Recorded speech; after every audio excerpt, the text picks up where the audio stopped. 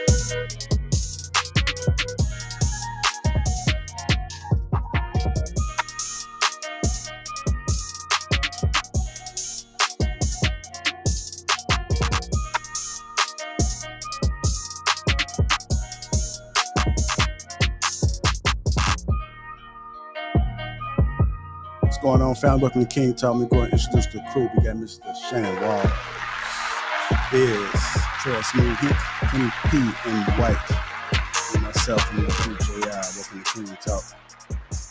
Gentlemen, what's going on? How y'all doing? How y'all doing? Right on. All is one. Live and kicking. Let's go. Excellent. Good to see you. Anybody watching the Olympics? Yeah, off and on. After that foodie spectacle. I heard it's a boycott. That's about it. Dang. Said they boycotting, huh? Who was that? Cloud that just dropped? Yeah, they didn't like that. Yeah, they didn't like that intro. That intro was an OT. Okay. Yeah, we missing Cloud too. Try to stall a little bit. We get Cloud back on there too as well. We got in the back chat. I'll fix my collar, man. Yeah. What up? Try to get it together, man. You know how it is. Anyhow, good to see you guys, man. See what we got in the chat. We got Angela Swift. See Smooth is in the chat as well. Insane in one. Biz in the chat. AP, what's going on, brother? Tony Robinson. Erica. BZ is in the house. Mo Salmon is in the house. Cloud Jones. We got Miss Parker. What's going on? Dedicated to my children's future. Black Whale God. What's going on, brother? Fishing to Fit. Dale Matthew. Good to see everybody here tonight. Got a great show ahead for you guys. Before we get the show started, we're going to get the housekeeping out the way. Shout out to the sponsor, T. Hanley. Complicated skincare for men. You get 40% off along with a free gift. That's 40% off along with a free gift. And if you become a member, you get 20% off for life. So click that link that is in the description and go ahead and get your 40% off, man. Got to make sure we take care of our skin. One of the first things that women notice on us, one of the few things that they notice when they first see us is our skin. Skin, teeth, whether we groom. Click that link. I just dropped it in the chat. Also, we got Assured Man. This is for the beard. King on top. You're looking to get your beard game in order. It's not too late. There is hope. Hope is still alive. It's patchy. It's not connecting.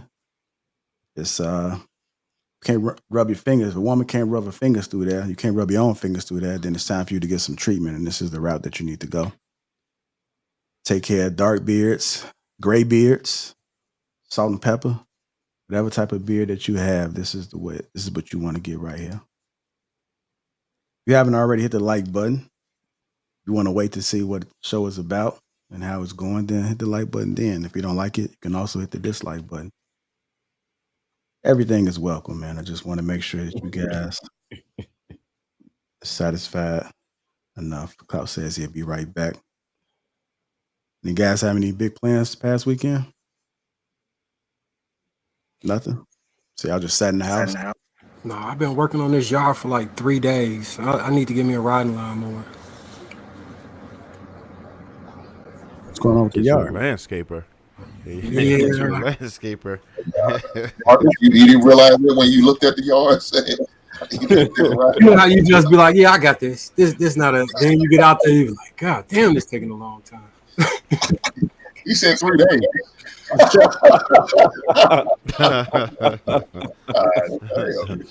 Yeah, I don't know what's up with that. I mean, what do you get? Yeah. We got a couple acres. Shit, it's like a third of a city block. How big is that? I don't know. What's Shit, city I block don't for know. you compared to mine? Yeah, you know what lot sizes is? So it's 3 lot sizes, 3 Mhm. city lots. Yeah. And it's all grass. Yeah. So it's grass. I got a little playground back there and then cars in the back. But for the most part, it's grass and flowers. And, you know, there's a lot of stuff out there. Okay, Yeah, man, you better invest in a 0-turn lawnmower, man. That's what I'm gonna tell you right now. A 0-turn. Hey, and that's a big investment too. About $1,500 to $2,500, you get you a good one. Yeah. Might check. Or you can get one of them. You can get some of them essays for $50 Oh, a shit. week. Right. By the time the summer hit, by the time summer's over, he been to pay for that lawnmower.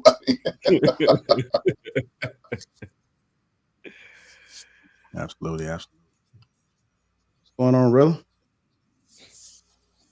Man, peace to the guys. Peace to the guys. I just made my sales quota from selling all these phones early. I just found out today I'm a phone salesman, so I was selling a whole bunch of phones. Right on. Congratulations, Yeah. man. Yeah, I made my quota. Yeah. Hey, I'm sure your stock of iPhones is still up to par because ain't nobody buying that bullshit. hey, that fitted tough though, bro. Man, I forgot where I got this from, man. But I had my school colors is same color, so I was rocking it Saturday, man. The jokers thought I was a folk on a hustler.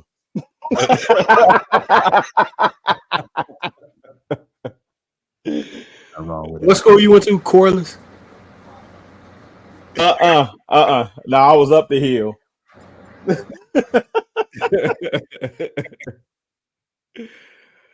All right. I think we all good now. Cloud Jones, you good? Yeah. Mike sound good to y'all? Yeah, sound good. Hey, the setup coming up, brother. I see you. Yeah, man. You trying over here? Yeah, man. Look at the back too. Yeah. Got like a little TLA little action going on back there. All right. Let's go to get this show started, man. So you guys, I asked you, have you been watching the Olympics? And of course, you guys are right. The intro was a little bit OC. So a lot of controversy surrounding this intro right here. You guys can see at the top, that is what was broadcasted and actually played during the intro. And at the bottom, you can kind of like see the resemblance, right? Some people say that it was disrespectful to the Christians, and other folks just said people are just overreacting. Man, is that a child in the yellow? Yeah, that's a child. Yep. So That's ridiculous, man. Now, mind you, children do watch the Olympics. So It's pitiful. Wasn't the dude in the black, like, didn't they have a picture with one of his balls hanging out right by that child? I heard some along the lines of that, man. I didn't Say look what? at the picture, but I heard something about a picture I mean, floating around. I'm not sure if it was this one in particular. Let me just make sure. that's why I don't watch this type of shit, man. Okay, yeah, we good up here. I want to make sure I preview the picture before put it up there. But yeah, so it's a lot of controversy surrounding this. I'll let you guys be the deciding factor on your perspective on what it looks like to you. Everybody said it resembled Jesus at the table here that you see at the bottom. I mean, you can see by how they put the thing behind the head that's what it's intended to do. Because traditionally, when you see paintings of Jesus, there's that orb behind the head with the rays of sunlight. Mhm. So it seems like it's strategically put there, right behind her head, like how a Da Vinci painting would be. Mhm. Well, no, I Yeah, think just like a candelabra. head. I think that's a headpiece. Like that's actually on her head. Oh, that's on her head. Okay. Yeah. Mhm. Strange. Okay. All right. Well, they did issue a apology to the Christians. So I'm gonna go ahead and play that.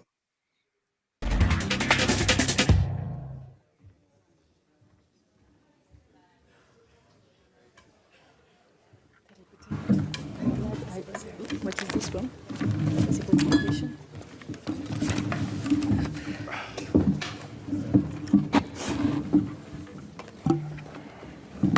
To the gender parity subject, one is not. So I think And clearly, there was never an intention to show disrespect to any religious group. On the contrary, I think that Thomas Joly really tried to really intend to celebrate community tolerance. That was his word yesterday. And looking at the result of the polls that we shared, we believe that this ambition was achieved. If people have taken any offense, we are of course really sorry. Blocking of the videos from the organizer side, there've been some reports on blocking. It was a ceremony like no other, and those are games like no other. I think that our hosts, it's easy for me to say, and we should all be grateful and thankful, they have put together a vision for these games, which is unprecedented. It's an incredible vision for the games. We're trying to showcase that in the best possible way. Justement, de choses peut-être qui n'ont pas été, que vous aviez prévues dans l'équipe, qui n'ont pas été La partie philosophique, c'est, je voudrais savoir comment vous voyez... Ma volonté n'est pas d'être subversif, ni de me moquer, ni de choquer. Ma volonté est simplement de dire que nous sommes ce grand nous et que hier soir, c'était des idées républicaines, c'était des idées d'inclusion, c'était des idées de bienveillance, de générosité, des idées de solidarité, bref, de ce que je crois nous avons follement besoin. Idea all along, or did it come together quite recently? What you can tell us? Mais notre intention n'a jamais été d'être impertinent ou d'être subversif, comme je l'ai dit tout à l'heure. Notre idée, c'est simplement que oui, dans cette grande diversité, il y a besoin d'être conjointement... nous avons en tout cas voulu nous conjointement inclure tout le monde. Voilà. En France, la création artistique est libre. C'est le premier article de la loi sur la liberté de création. J'en profite comme d'autres libertés en France, dans ce pays. On a la chance de ça. Il n'y avait pas de volonté pour moi de passer de messages plus, militants. C'était simplement des messages républicains. En France, on a le droit de s'aimer comme on veut, avec qui on veut. En France, on a le droit de croire ou de ne pas croire. En France, on a le droit, on a beaucoup de droits, voilà. Et c'était l'idée de faire transparaître ces valeurs-là à travers la cérémonie. Mais vous aviez prévu dans l'équipe qui n'ont pas été réalisées, ou des choses qui ont été justement ajustées à la dernière minute? You guys get the picture. It's no big deal, man. I just wanted to make sure everybody felt included and everybody's really respected. Look at you guys' thoughts about that, man. They apologized, right? They said it wasn't the way you guys, and it wasn't the way that it looked, but no need to panic. We apologize. We just wanted to make sure everybody was included.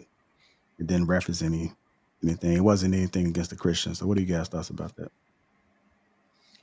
Man, they would not have done that towards the Muslims. I know that for a fact. They wouldn't have played with that at all. So I get it. It's a freedom of speech thing, but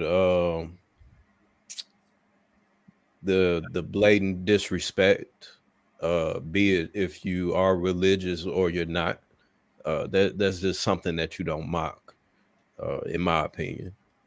So me personally, I don't support that shit. If you can love who you love, do whatever you wish, that's on you. Whatever you do inside your house, that's on you. However you live your life, cool. But to go to that extreme to make a mockery, that's off count. That shouldn't be accepted at all. All right. Go ahead, Cloud Jones. How you feel about it? I think it was intentional for a lot of reasons. For one, the Olympics is not about inclusion. It's never been about inclusion. The Olympics is a competition. The Olympics is about who's the best. It's literally about exclusivity, and the word's not coming to me right now, but that's the entire. It's elitist. That's the whole purpose of. So that whole idea doesn't make sense. I feel more so these words that they use are there to like subvert people's attention, to say things like inclusion and tolerance. I think they intentionally juxtapose those words against Christian ideals to subconsciously present the message that Christianity isn't those things. It's not tolerant. And so in order for us to show tolerance, we have to send somewhat of an LGBTQ message. But all of those, none of those people represented what the Olympics stand for, which is physical excellence. You know, like none of those people were athletes. The woman in the middle was actually overweight. So it's like, there's no reason, there's no way to really justify the ceremony, because the ceremony doesn't have anything to do with sports. It has nothing to do with physical excellence and achievement. It has nothing to do with competition. I mean, I don't really see how they kind of justify it. And then it's like, to say that it wasn't intentional. I mean, it's clearly the Last Supper. I mean, anybody with a brain, I mean, first off, all of the people who are involved in these things like the Olympics, they have common sense. Like, they understand art, they understand culture. And like Viz said, they wouldn't do this with the Muslim culture. You don't see them doing it with Buddhist culture. You don't see them doing it with any culture except specifically Christian culture. And this is not the first time that we've seen this at this type of event. Personally, I avoid events, these type of celebrations, the award shows, the Met galas, all of it. To me, they all represent a certain type of brainwashing. And I find that they do certain type of rituals in front of people. And I find that you'll find that the people who consume a lot of these specific types of content, they tend to be very plugged into a liberal way of thinking. It seems to be almost synonymous. So I just find that, you know, and of course, we all know that the liberal side is very tolerant and very inclusive and very about, you know, everybody being you know, being included. So overall, I think they're being disingenuous. Maybe what they really mean to say is they didn't intend people to notice, and they didn't intend there to be a backlash. I think they just wanted to slip some shit in there like they usually do, like how they have everybody dressed in red, doing little devil ceremonies, standing in 5-point stars and all that. They usually do that stuff, but people don't notice that because it's a little darker. So when they do it with something people are familiar with, people happen to notice this time, and they said something, and they said, you know what? This is an international thing. We can't play this game internationally. I think they're used to playing it in like America, but this on an international level, this could cause problems. So I think that's why they said something. That's my take. All right, go ahead, Marcus. Can you put the picture up real quick? So what stands out to me is, how can they be in Africa and all of them people don't have no melanin? That's crazy to me. And then I don't see no hair of wool or skin of bronze anywhere in this picture. And then the top, that's just gay at the top. But the bottom is a propaganda machine that's been running for a long time. And I think it's completely wrong. And it's disrespectful to Christians. So yeah, that's my opinion. All right, go ahead, Trev.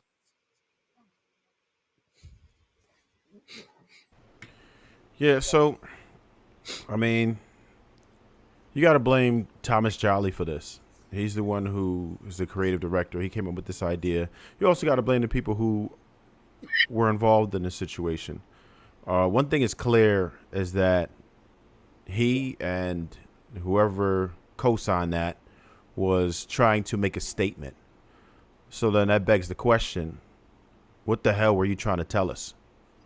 What message are you trying to convey? What is it that you want to tell us? Because there was a lot of energy put into that. That wasn't just slapped together. They really, even though it was not for my taste at all, it was carefully orchestrated. You could tell they put a lot of energy into it. So what is it you're trying to do? That's the question. What is it that you really are trying to do? One thing that I feel bad for is that, there's people who are saying they're protesting it, and there are people. I don't know what the ratings are. I haven't seen any information on it just yet, but the athletes are going to suffer. They work their whole lives to go ahead and get into this. It's extremely difficult to make it to that elite level to where you can represent your country, and for it to be overshadowed by some nonsense because someone selfishly wanted to make a statement for whatever reason is horrible. I don't think they should have did that. I understand creativity, and I don't have anything against people who live that lifestyle. That's fine. There's nothing wrong with that lifestyle for me in my life, right? I keep it away from me. I keep it away from my children. But I want my children to be able to watch the Olympics. My son runs track, and I would hope that he could one day, do that. And it's like, damn, now I have to explain this to them. It causes great confusion. There's too many children that are watching it, and there's a lot of adult activity going on.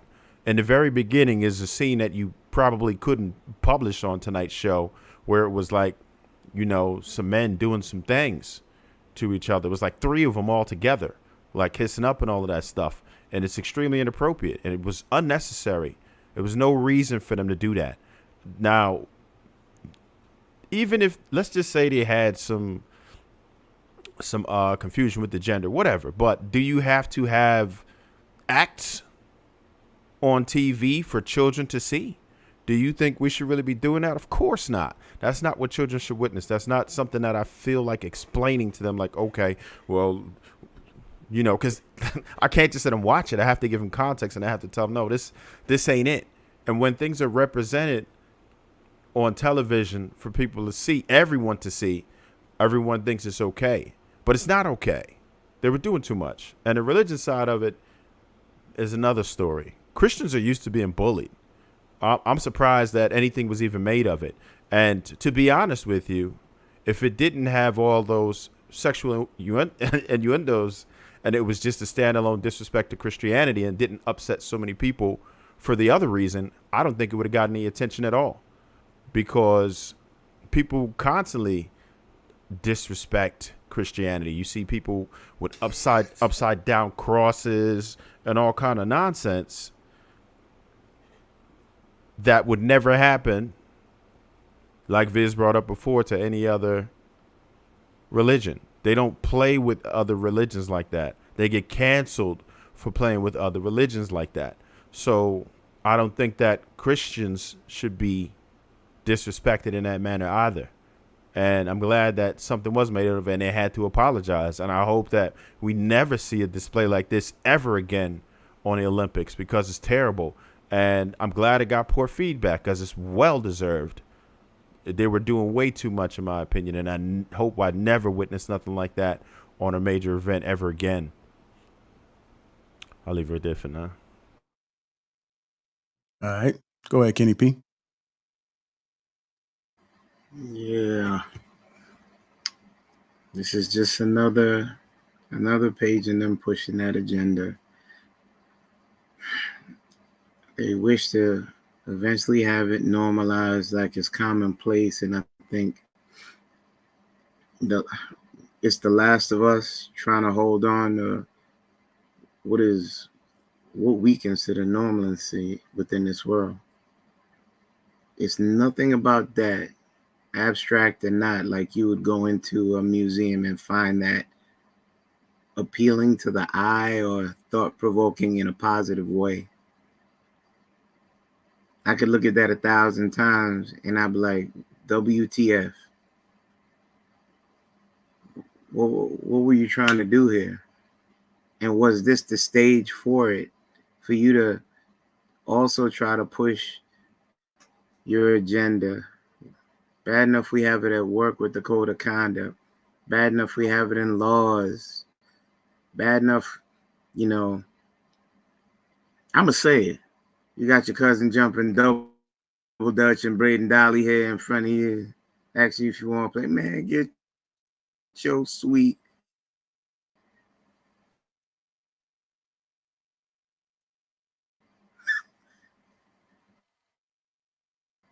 This is just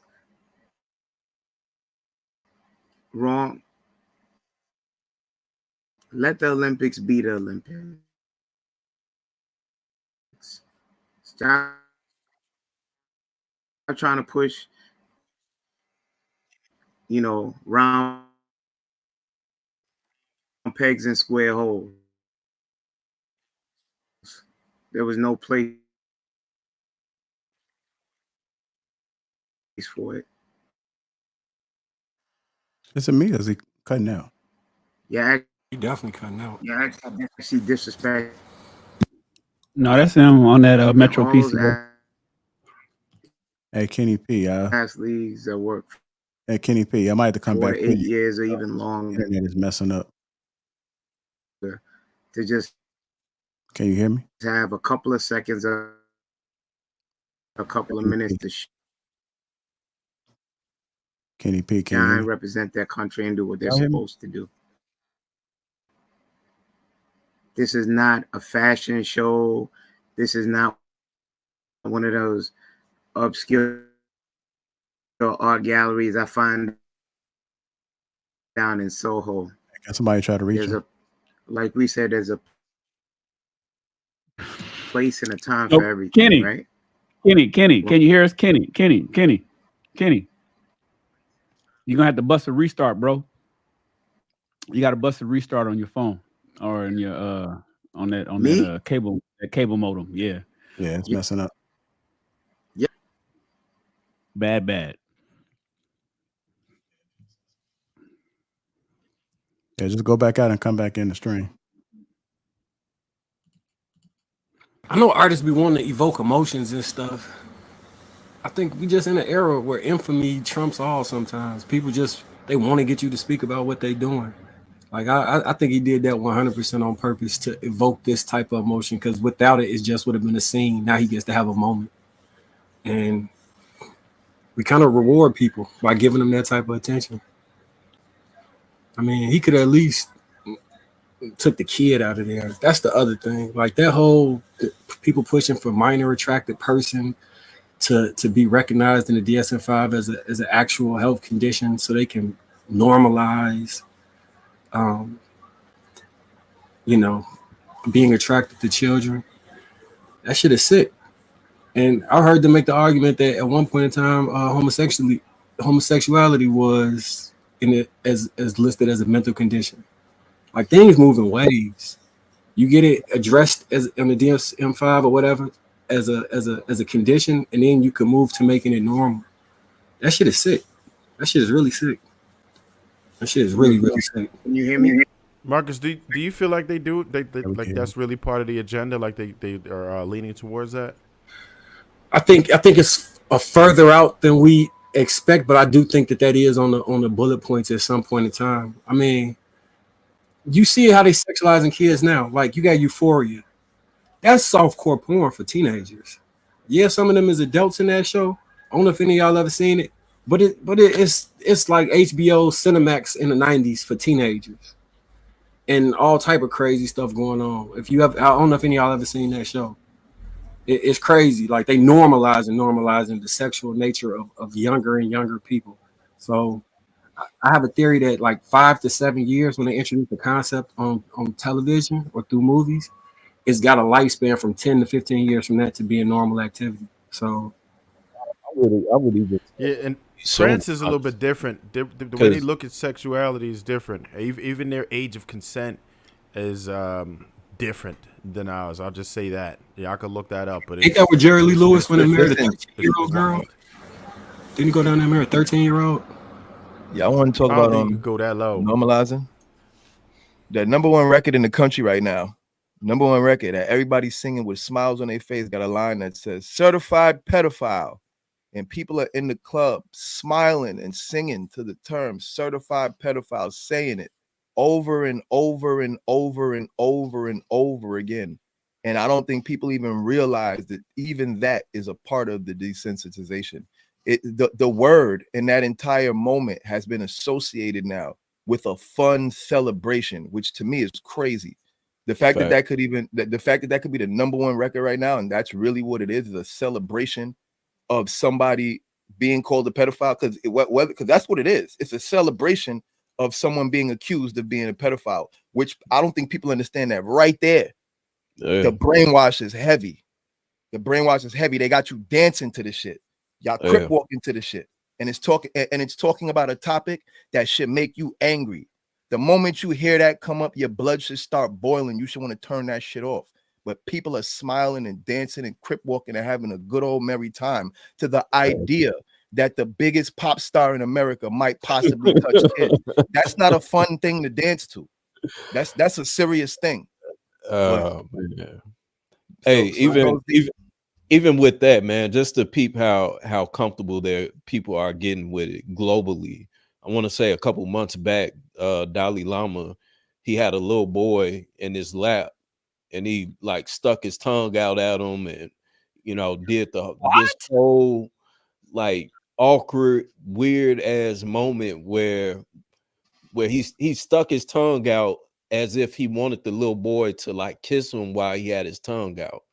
And it was just weird as hell. And people just kind of they was like, this is inappropriate, but they just blew it off. I mean, and I hate to say it, I know a lot of people here are fanboys of him, but even with Biden, this nigga is on TV constantly sniffing children. What? Touching their shoulders, sniffing on them, trying to kiss them, and And nobody it's like, says man, nothing. like it's like how we're okay in this. Nobody's saying anything about it.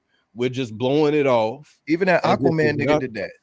They got a video of the Aquaman nigga with his daughter, and he's like rubbing her, like putting his hand in her shirt, and she's like smacking his hand away, and he keeps doing it. He's laughing, and it's like people just, if they like them, they act like it don't exist. It doesn't happen.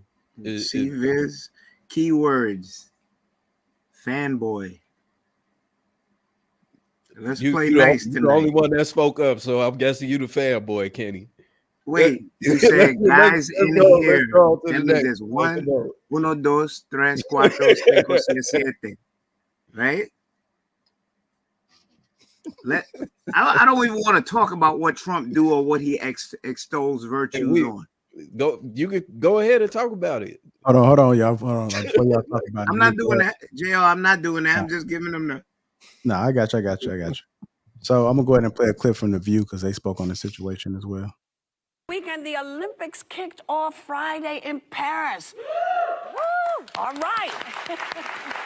But then there was instant controversy over an opening number featuring drag performers that some people said was a blasphemous take on Da Vinci's painting, The Last Supper. Now, organizers said, we're sorry, but, the guy who actually put it all together said it was from the Feast of the Gods, which is a 17th century Dutch painting of the Greek Olympian gods, the Olympian gods, because it's the Olympics. Okay. And there are many more people in the picture they're talking about here. There's people on the side, and it's like, come on, y'all. It's the Olympics. Stop. They're not trying to do anything except talk about the history. They're showing you the history. There are too many people in the picture for it to be the 12 disciples and then the 7 or 8 other people who are in the picture. Well, and it's also, just more people. when you're criticizing religion and people were offended, the director said it wasn't what he intended, and he also said the mission was inclusion. Intention matters. He came out and said, that wasn't what I intended. I'm sorry if that's what offended you, and this is what I was trying to do. don't go I get so frustrated with religion. Don't go by the literal letter of the Bible. Go by the example of the word, which is live with the grace, live with the forgiveness, live with, I was frustrated, you answer, and I'm okay with that. Yeah. I get so tired of being beaten over the head with religious messages while someone walks along their life not living like Jesus at all. Like, really understand the mission. Look, if people go look at the original Greek Olympians and what they were doing in pictures, you're going to be even worse. Well, we can't even show the painting it's based on. But, you know, I watched the whole opening ceremony. It was very long. It was like over 3 hours long. This was a very small part of it. And it's what's consumed so much of America, I guess. And I would say, you know, it happens every 4 years. There are young people who train their entire lives to be there to represent our countries. Can we please give them the focus? Can we please talk about Simone Biles, her magnificence, how she made the comeback? Can we talk about Suni Lee? This woman had the worst kidney disease, and she made a comeback. Oh my God. Hasley Rivera, 17-year-old girl from New Jersey, Dominican descent. Can we talk? Can we give some flowers to, I want to give some flowers to Flavor Flav, who decided to pay and sponsor and help the U.S. women's water polo team because they had no money to do this. And LeBron James and Coco Gauff, they look like George Forget Washington. Queen Celine Dion, returned, she performed at the Fuck, they ain't got no 96 money and Olympics. Ukraine got money. And she had done, because she's been suffering from stiff person syndrome, she had said in an interview in April of 2024, I hope I get to return to Paris. So then to get to perform at the Olympics, I wept. I was watching. And I have to say, I went to the Pyeongchang Winter Olympics in 2018 in South Korea and got to see the opening ceremony. It is the coolest thing. And they lean into their culture, and you're meant to learn something. And I'm sorry, there's nothing more Parisian than like Marie Antoinette's head cut off, metal music playing, and then drag queens. Like that is French. That is what they're gonna do. So enjoy. It's celebratory. There's something for everyone. If you didn't like one thing, tune into something else. Yeah. And that's what we hope for folks to think about doing. If you're not happy with something and it bothers you, don't take 20 hours to write an email. Just turn the TV off. Watch something else. Put the newspaper down. Don't look at the pictures.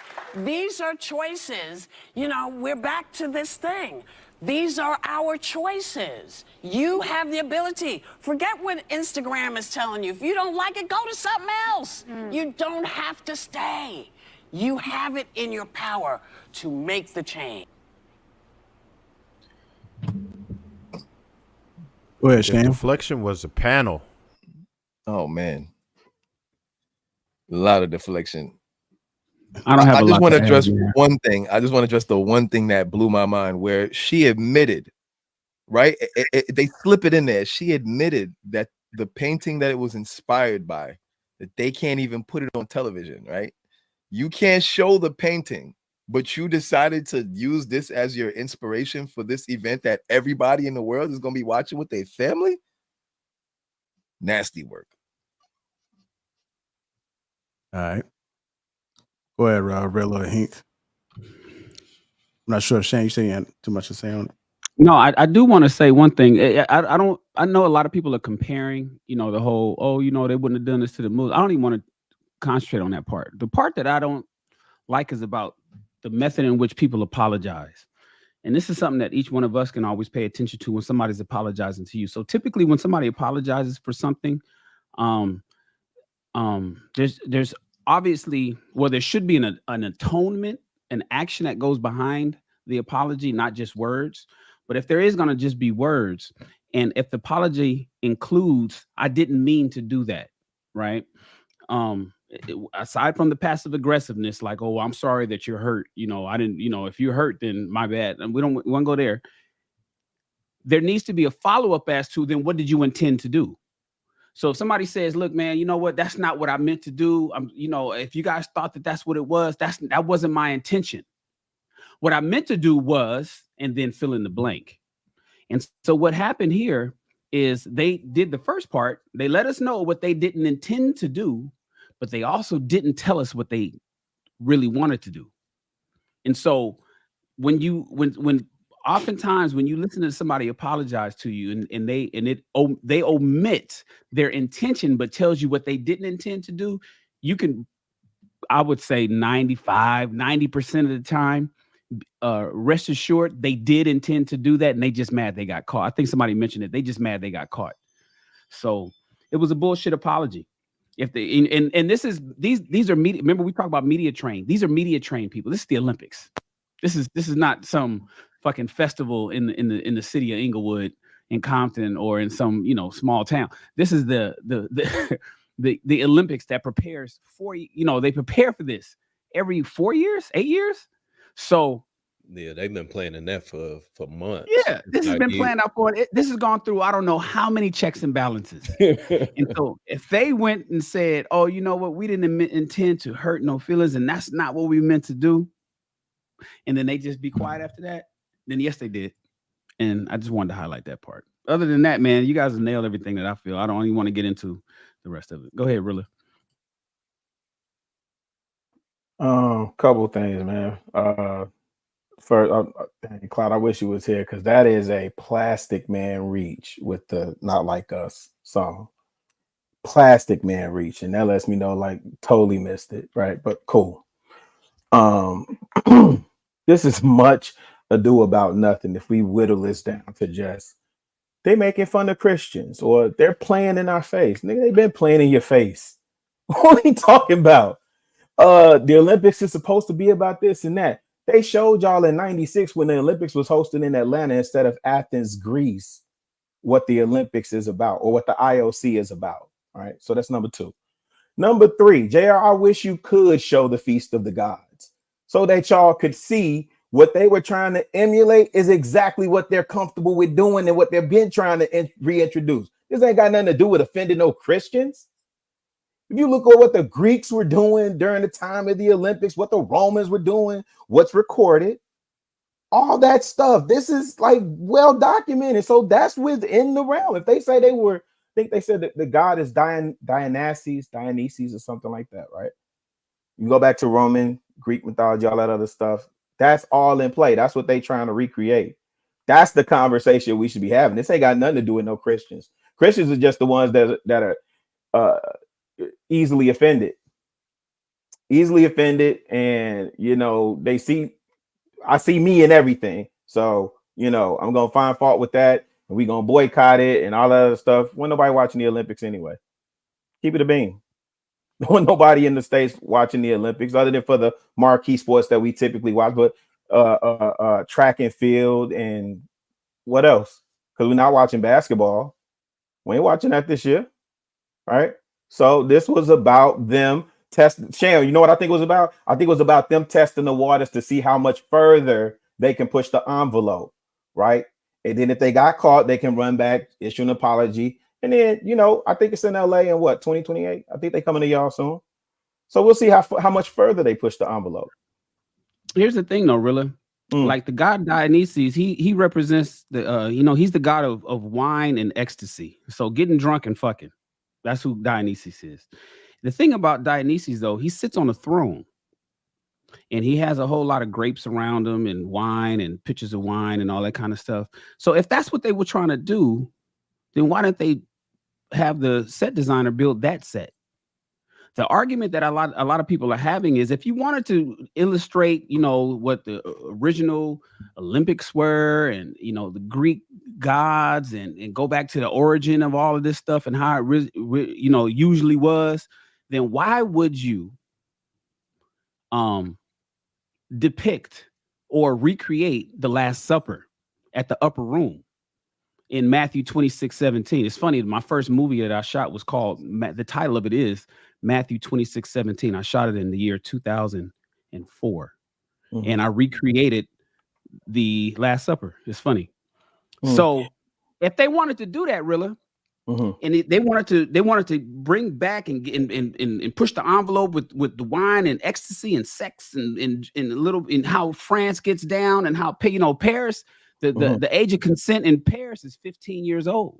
So they want to just let free love over there, then do that with him sitting at a throne like Dionysus does. with some wine and some grapes and a bunch of hoes around. But they instead recreated the Last Supper. So explain that, Rilla. Right. Did you look at the Feast of the Gods? Yeah, that image doesn't even look the same, bro. No. Did you?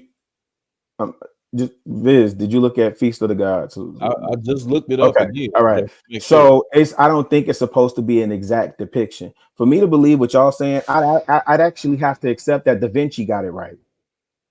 I'd actually have to believe that Da Vinci didn't copy from someone else depiction of what the Last Supper would look like. Well, that could be case, but the Feast of the Gods was outside in a garden. Yeah, this not Right. I'm not saying it's supposed to be an exact replica, right? Like you're a creator, Shan. I did not say that. I know you're not, but I think you're implying. what you didn't say it directly, but you're implying that this can potentially be the recreation of the Feast of the Gods, and they should have been outside in the park. They shouldn't have been upstairs in the upper room with the city behind them, all sitting at a long table, and all the people on the right and all the people on the left, hand on the table, just like John had his hand on the table. You know what I'm saying? It's just like, yeah, I'm saying I don't fundamentally. I thought Marcus was gonna go there. I don't fundamentally accept Da Vinci depiction of the Last Supper. Right? I have a different belief of where Da Vinci got. Anyway, I have to accept that. That's the point that I'm making. So what I'm saying, what they recreated is not that far off. That's what I'm saying. I'm not saying it's supposed to be an exact replica. I did want to play another clip, and I want to get to Hank, y'all.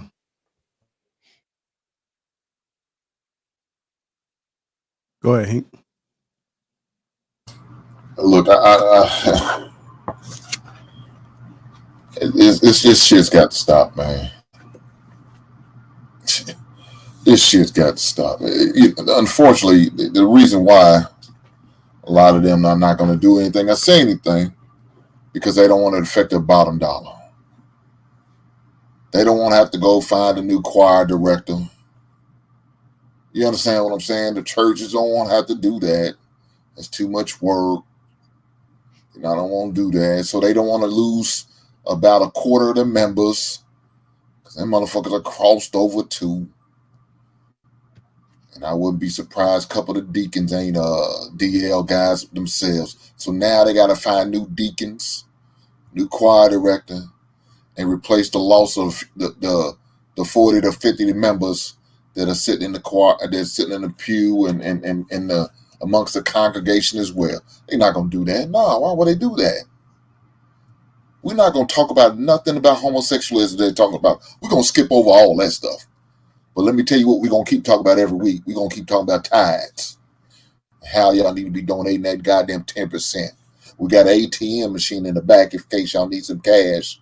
And you know what I'm saying? And your checkbook is at home. Come on, man. This shit is crazy. Again, they open this shit up.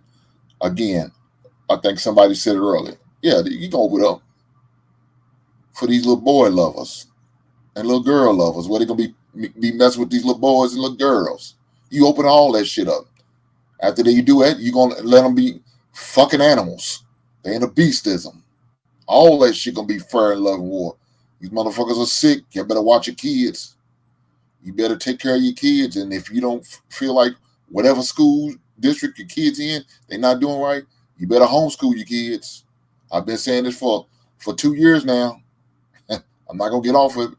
Protect your kids, because that's who they coming after. You old motherfuckers, you already gay. They ain't worried about y'all. Y'all already been turned out. They ain't worried about them little babies. Protect them. I'll leave it there, y'all. All right. Did you speak on this? Yeah, I spoke on this, man. Everybody pretty much said what I go along with and agree with. If anything, I'll address Rocky B in the comments, where I guess Andrew Tate is the wrong messenger to be delivering this message. In my opinion, it don't matter if RuPaul was out there. It's the fact that you're disrespecting someone else's belief.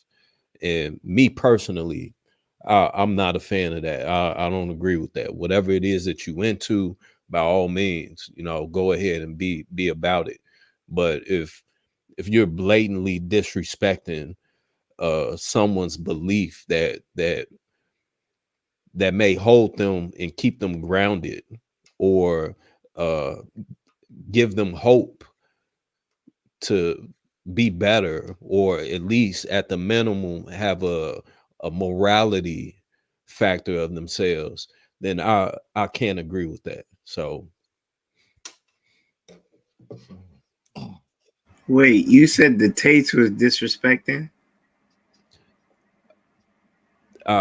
that's not what I said. What I said is, I was asking. That's a question. no, I didn't say. No, that's not what I said. Thank you.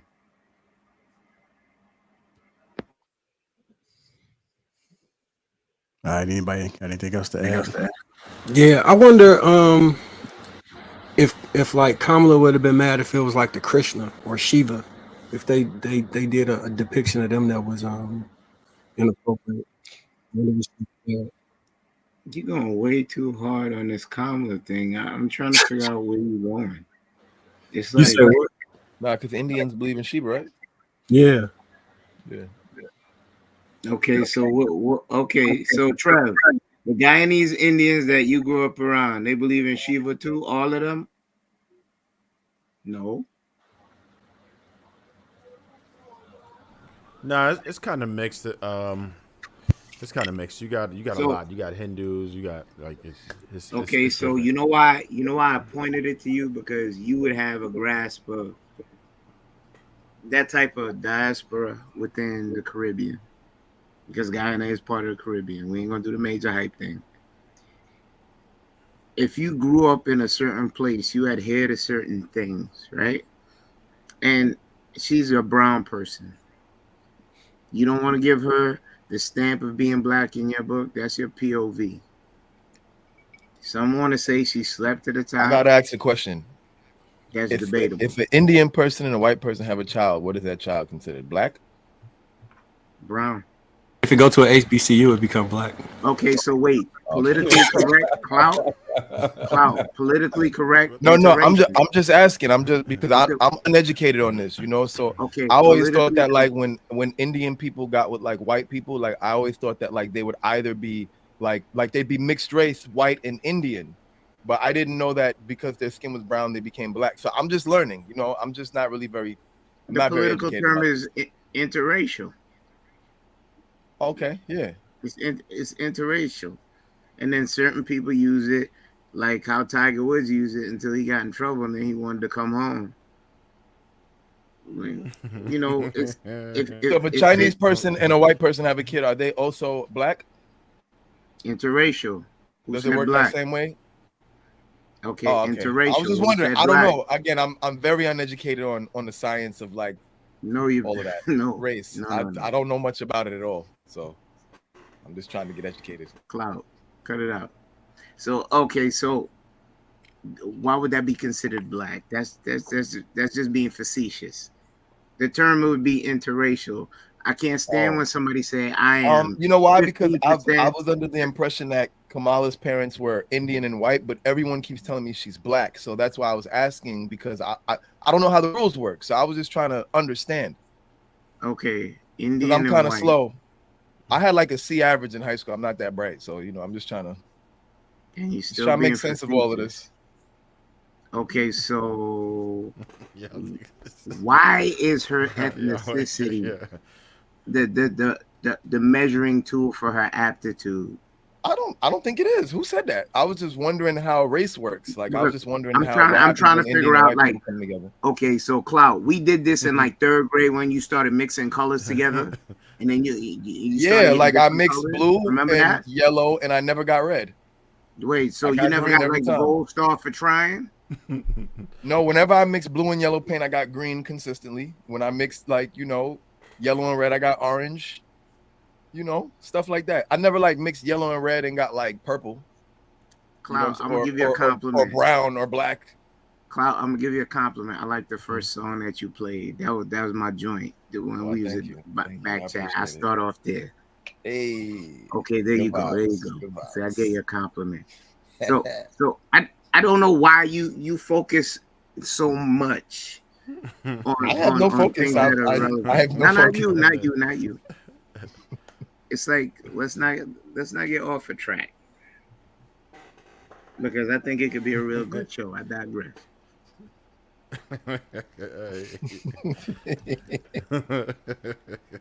Well, shout out to the gooch, baby. Shout out to the gooch.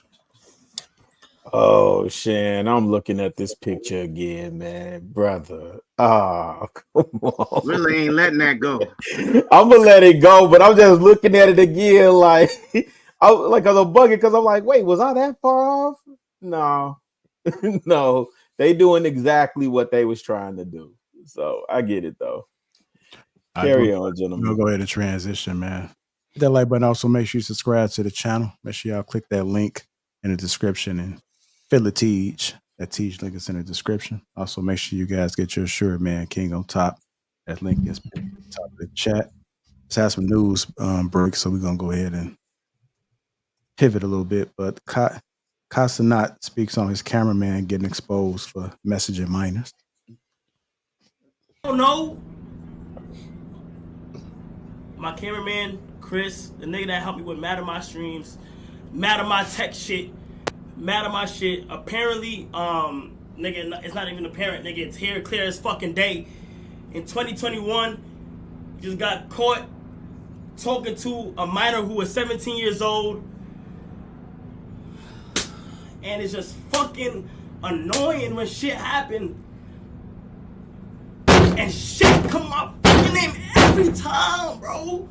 I get connected in situations. Come and relax, bro.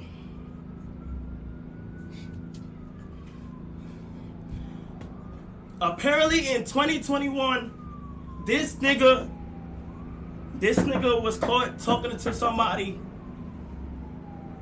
that's not the age of consent.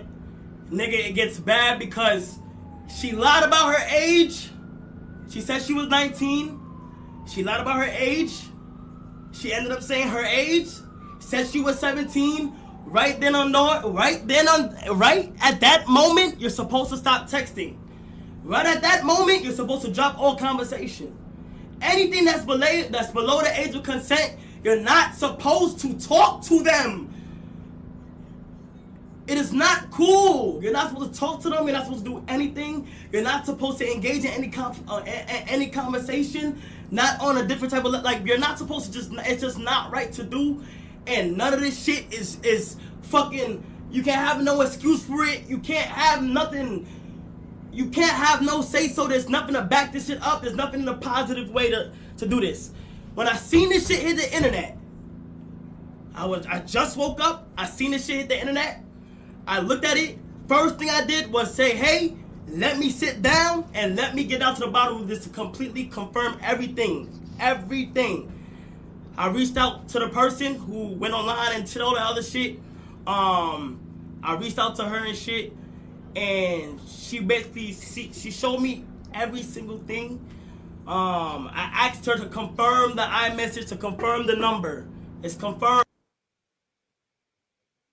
All right, so just so you guys know, when he first came out, he really started to grow once he got his cameraman.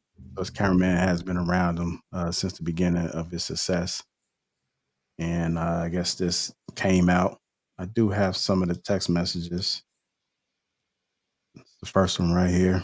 It says, I was kidding. I actually want to get to know you. Oh, IFOO, you cool, but respectfully, I'm actually 17. My friends told me to say 19, but YK, I don't know these terminologies, man. I'm 56, man. Y'all these abbreviations.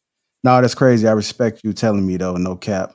Yeah, I didn't want to do you like that. You cool, though. Good vibes, LOL. I was actually serious though. If you was 19, LOL. So it seemed like he's still kind of entertaining after she said she was 17. You had me confused though.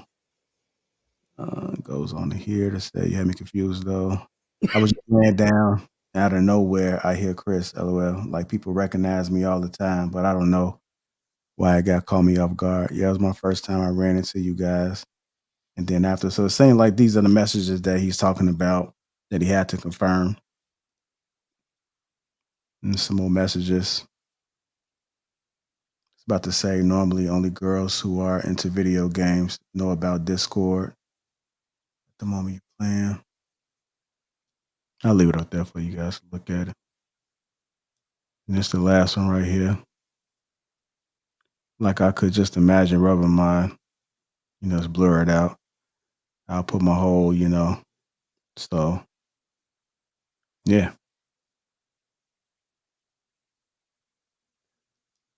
So I guess he was caught red-handed.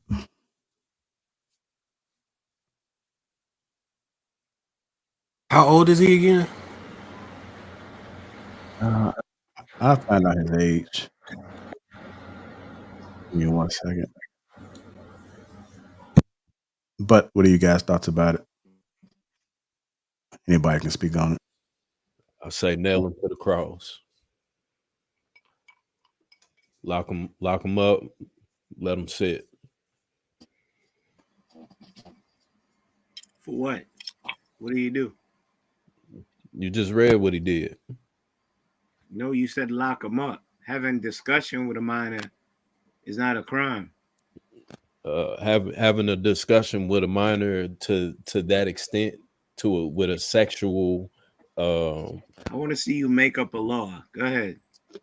I think solicitation of illegal acts for a child, or what is it called? When you encourage someone to do something that's illegal. You have to be caught in the act. You remember why Chris Hansen had his show?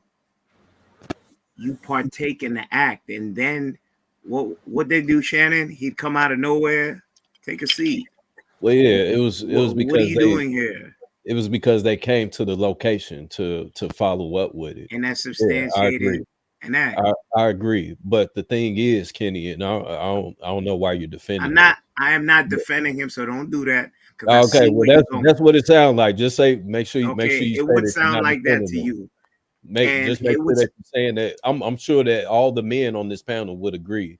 Okay, no, speak for yourself. You did that before. We had the back and forth. Let me continue. You standing on your point rather than speaking for other men. So let me continue on. So if a man is willing to do that, to have that conversation, find out that she's 17 and continue to have the conversation, that means that he would be willing to actually follow through with the act.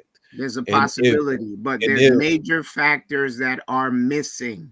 All right, so you're defending a future pedo. That's what it sounds like to me. Is that what I'm doing?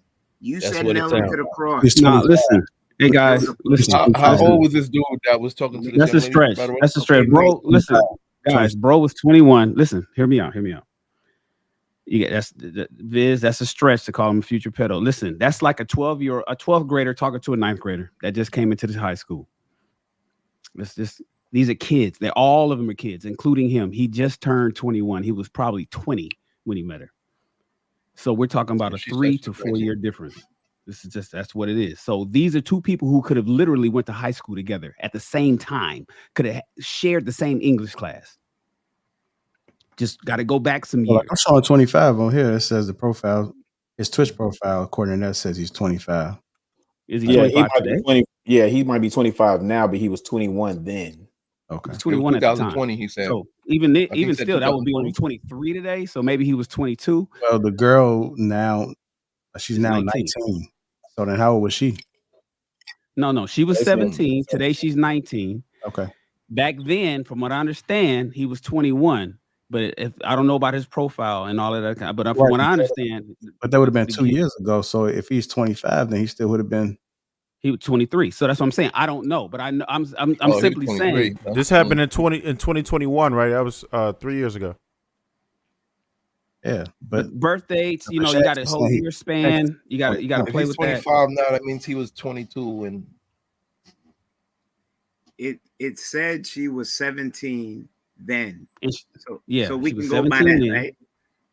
She was 17 then, and she lied about her age because her friends told her to say she was 19. Time I had just turned 17. That's what she said. At 2021, right, JR? Yeah, it happened December 2021. Okay. So are we agreeing that he was 21 at the time or 20? He was Let's 20 say or 22. Let's say whatever. A young 20, a young just turned. He couldn't drink. So let's say he's 20.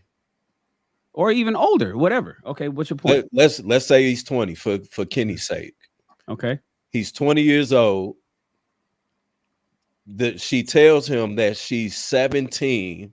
She's 19. No. She tells him that he's 19, and then she confesses to being 17. You got to add the context. Right. No, you got to add the kid. You got to add the child factor as well. No. So Shannon. So and maybe I read it wrong, but she eventually came out and said that she was actually 17. Yes, in the text message. Yes, she did. And then the conversation continued. Yeah. And then he was like, I would have kept talking to you if you were on 19. LOL. Right. And then he kept on going. And then he followed up with all of that after that with that conversation. I would have put my whole in your whatever. Yeah, all of that conversation. And then after that, they never talked again. He talked to according to this, the messages exchanges happened between December 2021 to March 2022. When was it? Well, okay. So yeah, So a 2-month give it a year. conversation. No, don't give it a year. Give it 2 months. Give it a year. Okay, so regardless, it's the fact that this man knew that she was No, 17. I think that I think there's room for grace considering he was Wait, deceived. Cloud, let them land and then you got it. The thing I have when you say a future, and again, I like to defend men, and I understand how these boys are. We got to be careful when we say a future pedo to a 21-year-old talking to a girl who went to school with him. No, that's not the case. Now, if he was 36, if he already did his stint in the military and already went through college and this is the kid. You know what I'm saying? We talking about people that party together. These kids literally party together. And if this girl's running around openly saying she's 17, and I think somebody just had a show talking about what girl didn't have fake ID. We put a lot of stuff, a lot of responsibility on men in this world, and we want them to be right. We want men and young boys who's just getting out of puberty to have the wisdom of a 40-year-old. And that's not necessarily the case, especially when they're being raised by their mothers, their sisters and their female cousins is giving them game and showing them all this mess. You got to give them a little bit. You got to give a 21, 22. You got to give a kid who's running around, who got a job, running around with Kai as a cameraman. Probably don't get a whole lot of women as it is. A little bit of grace and not say that he's a future pedo because he's talking to a girl that he could have literally went to high school with at the same time. Now Shan, I 100% agree with you. My whole thing is, and where I draw the line, if we can agree that he was 21, 22. Okay, 22. 22, in my opinion, which makes it even worse. So okay, that's why I'm giving it to you. If we can agree that this young man is 22 years old, and this female tells him that she's 17, and he continues with the conversation, then that is, in my opinion, a problem. From what we see, hold on, Cloud. From what we see, is that is in most cases, in some cases rather, that is the grounds of someone becoming a future pedo. I would have to strongly disagree because you got to remember, he met this girl thinking she was 19. He didn't see her and think she was 17 and approach her. He already was on a level with her. So imagine you're talking to a woman already. He never met her in person.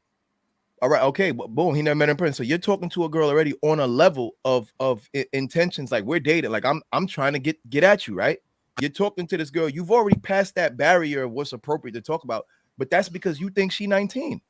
And then you find out later. No, are we ignoring the fact that she said that she's 17? I'm not ignoring that at all. I'm just saying that there has to be some grace for the fact that he was deceived. So the way that he was already used to engaging with this girl. He already created a way that he's used to engaging with her based off of the idea that she's 19.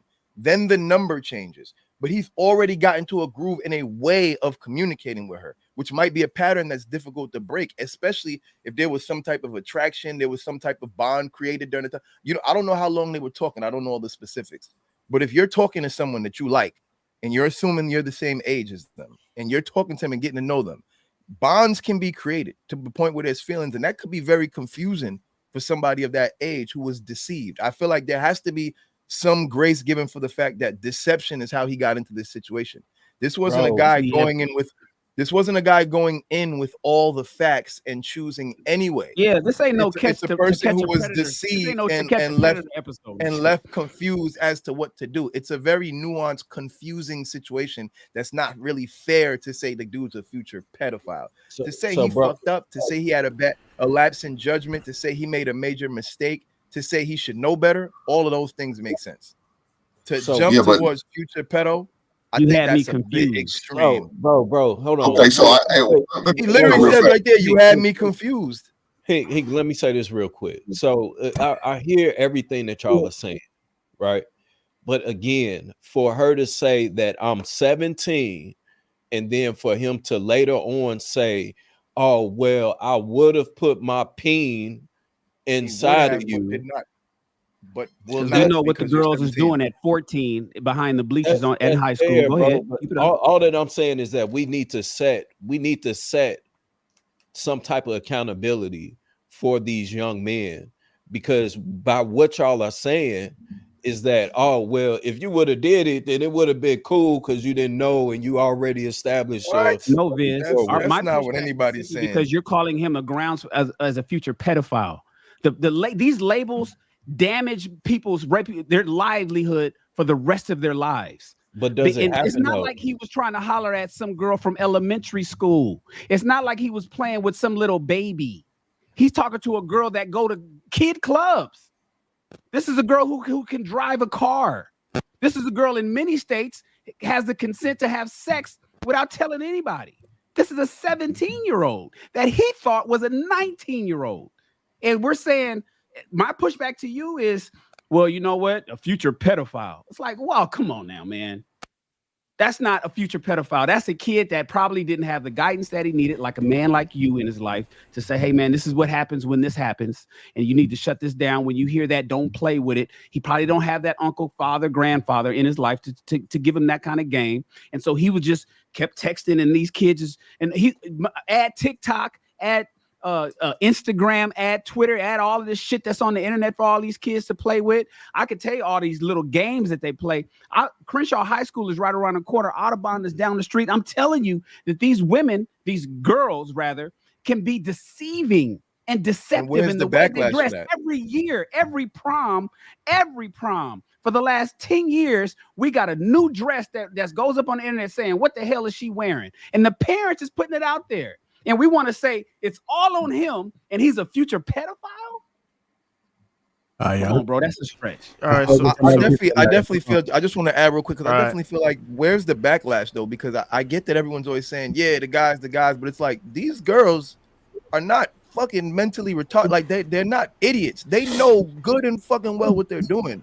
Like they've grown up. They're going into adulthood. They know what they're doing, and it's like deceiving people is wrong. Like, so it's like, can we talk about that at all? Is there any backlash for that? Like, yo, dude was tricked and deceived. You can't blame. If a man had tricked or deceived a woman to get something out of her, we would be calling him all type of predators. But now, so how does the dude who got deceived get called the predator? I don't think that's fair. The person who is deceiving him is the predator. Hold on, y'all. We'll go to Hank. The girl knows why she deceived him. She knew what she wanted to do. Clout, let Hank get some. I got you. Yeah, they're never predators. Clout. Go ahead, Hank. Oh, I don't, Viz, I don't agree with you calling that young man a future predator. I don't agree with that at all, because and I agree with Shannon. Putting that stigma on that man is bad. We've seen these names and titles that they give us sometimes, especially the women. It's not okay. But let me say this: once that man found out she was 17, it should have been like a stop and decease letter been handed to him and another text should have never went her way. And if she said something or sent another text, he should have blocked her. Look, fellas, if y'all relying on these women and depend on them for your freedom, your livelihood, and how you move and operate, you're a fool. You's a goddamn fool. I would never allow me as a man to let a woman operate and tell me, no, I wouldn't. So I can't put my faith into somebody who really don't give a goddamn about me. I release a video every Thursday. Y'all better watch it. I wouldn't do that. You shouldn't do that. I got to depend on her to be honest with me. No, I need to do research. In 2024, you have to do research. You can't just trust what a woman tells you about her age if she looks young. You can't. Please teach your sons this. If she looks young, doesn't matter how young, man, I deal like she's trying to buy a goddamn drink. I need to see some ID. I need to know. Matter of fact, I won't go any further than the ID. I need to see some baby pictures just to make sure you was born a woman or a girl. Make sure you do this. It sounds funny. It sounds extreme, but this is serious. So you don't get caught up in this catch-22 like he is. Now, I hope that I assume that my man fired him. He should have been fired. Yeah, he did. He should have been fired after that situation. It should have went further than that. He should do this video explaining what happened and how he doesn't agree with it. He's not part of it, and separate himself completely. Don't take no more phone calls. Don't take no more meetings. Don't tell him to send me an email. Don't even record a video telling me you're sorry. Don't tell me I'm sorry. Go talk to that little girl and tell him you sorry for what you did and you went to the extreme. You shouldn't have done that shit. That's what he needs to be doing. That'll be my last conversation I have with that man. You need to apologize to her. Don't apologize to me. But fellas, you got to protect yourself. You got to protect your sons, your nephews, your cousins, your neighbors. Do what you got to do, man, because, look, too many situations like this happen to young men. They get caught up in a catch-22. I've seen it happen in the school my son went to. This young man was 19, still in high school, but his girlfriend was 16. Took her to prom. Somebody reported him. Somebody reported him, and he got himself in trouble. Now, luckily and fortunately for the young man, it didn't go any farther than the situation where he just was told to stay away. He was never got locked up, or no criminal charges was brought upon him. A situation like that, it could have turned left real fast in a hurry. So, guys, please protect yourself and protect your boys. I'll leave it there. All right, go ahead, Trev. All right, so there's a very big difference between what we think is right morally versus what is right legally, right?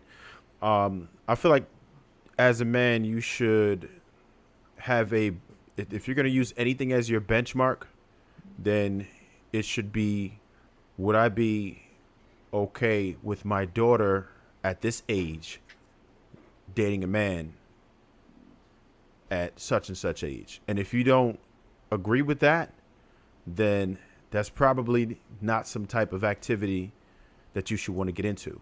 And it gets extremely confusing when you even try to go that route, because it's like, all right, so legally it's a slippery slope, because now we have to wonder about what state was he in. Because if you Wikipedia the thing, I was just shocked when I looked it up. There's plenty of states where you can have unrestricted activity as a 16-year-old, and unrestricted mean you don't need the parents' consent either. So there's plenty of states where it starts at 16. A lot of them are 17, and it's all over the place. So legally, he might not have done anything wrong legally either. So he probably can't be in trouble, right? I personally tell men to stay away from it. You know, you want to just to not have that stigma on you. You don't want that.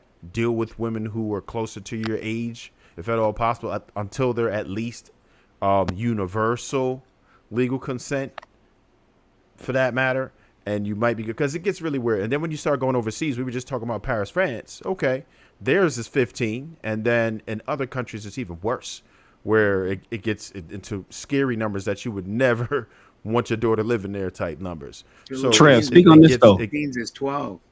Trev, speak on this. So there's over 30 states in the United States. We got 50. It's more than half. 30 of them, the age of consent is 16, including California.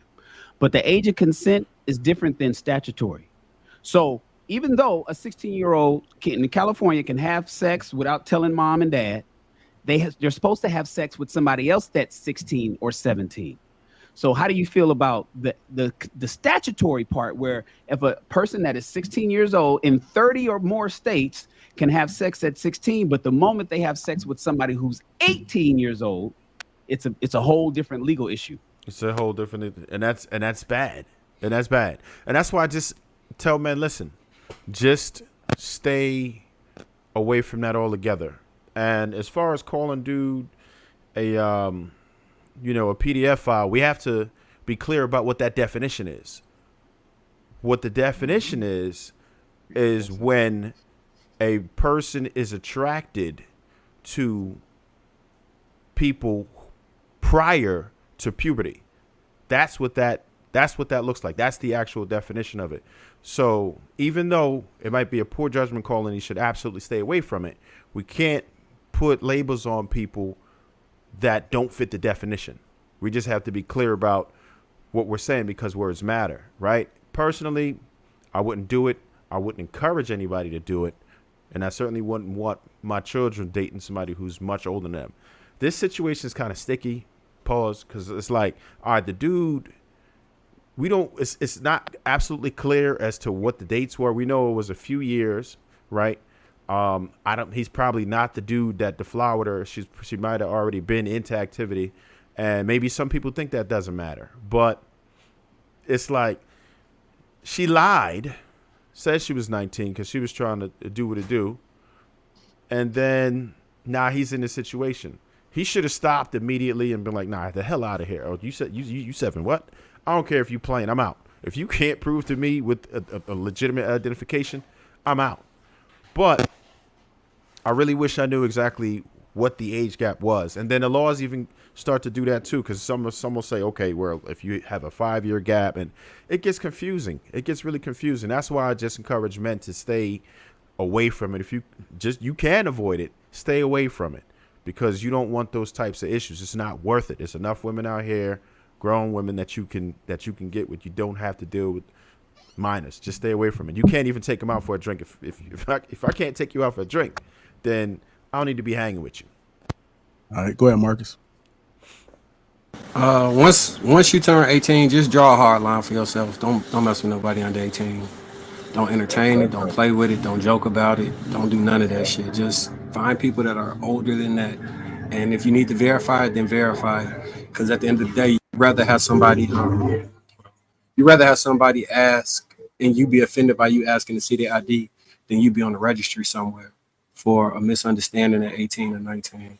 It's just not worth it. There's no sex in the world that's worth being on no damn registry or being labeled that. That's one of the worst tags you can get.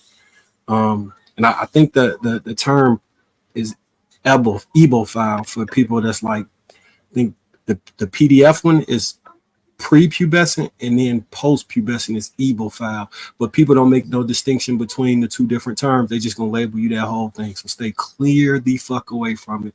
And Casanet, I mean, that's probably one of his good friends. Now he got to distance himself from him, because you can't be on record supporting him in this, none of that shit.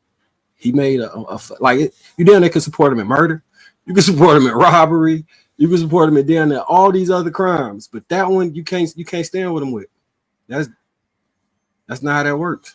So just make 18 a hard line and stay away from people under that age. All right, go ahead, Rebel. It's nasty work. That girl held those things. It was nefarious.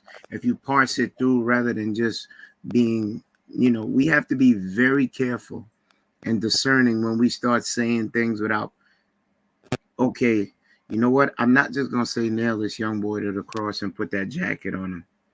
Let's find out exactly what happened rather than get the torches and go find him. Okay, so let's look at this. She had a whole year of conversation with him. Despite the deceit, She continued a conversation.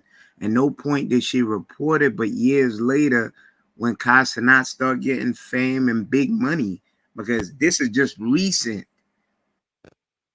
years, it comes back out. That's publicized. So I thought it was just 2 months, Kenny. I thought he said December to February. Was it? No, they said for the 2021 to 2022. Yes, JL? Yeah, but Yeah, December 21 to February 2022. That's just 2 months. Beginning of 2022. Okay, correct. That's even worse. Okay, but watch this. Okay, short spell. The optics look bad. Casanat got to fire his boy. You saw the emotional from him. But why did you hold it that long? Casanat just started getting hot the last couple years, the last 2 years. And all of a sudden, this pops up now. Okay, why did it pop up now rather than you have outrage back then and bring it to the appropriate people if you felt so offended?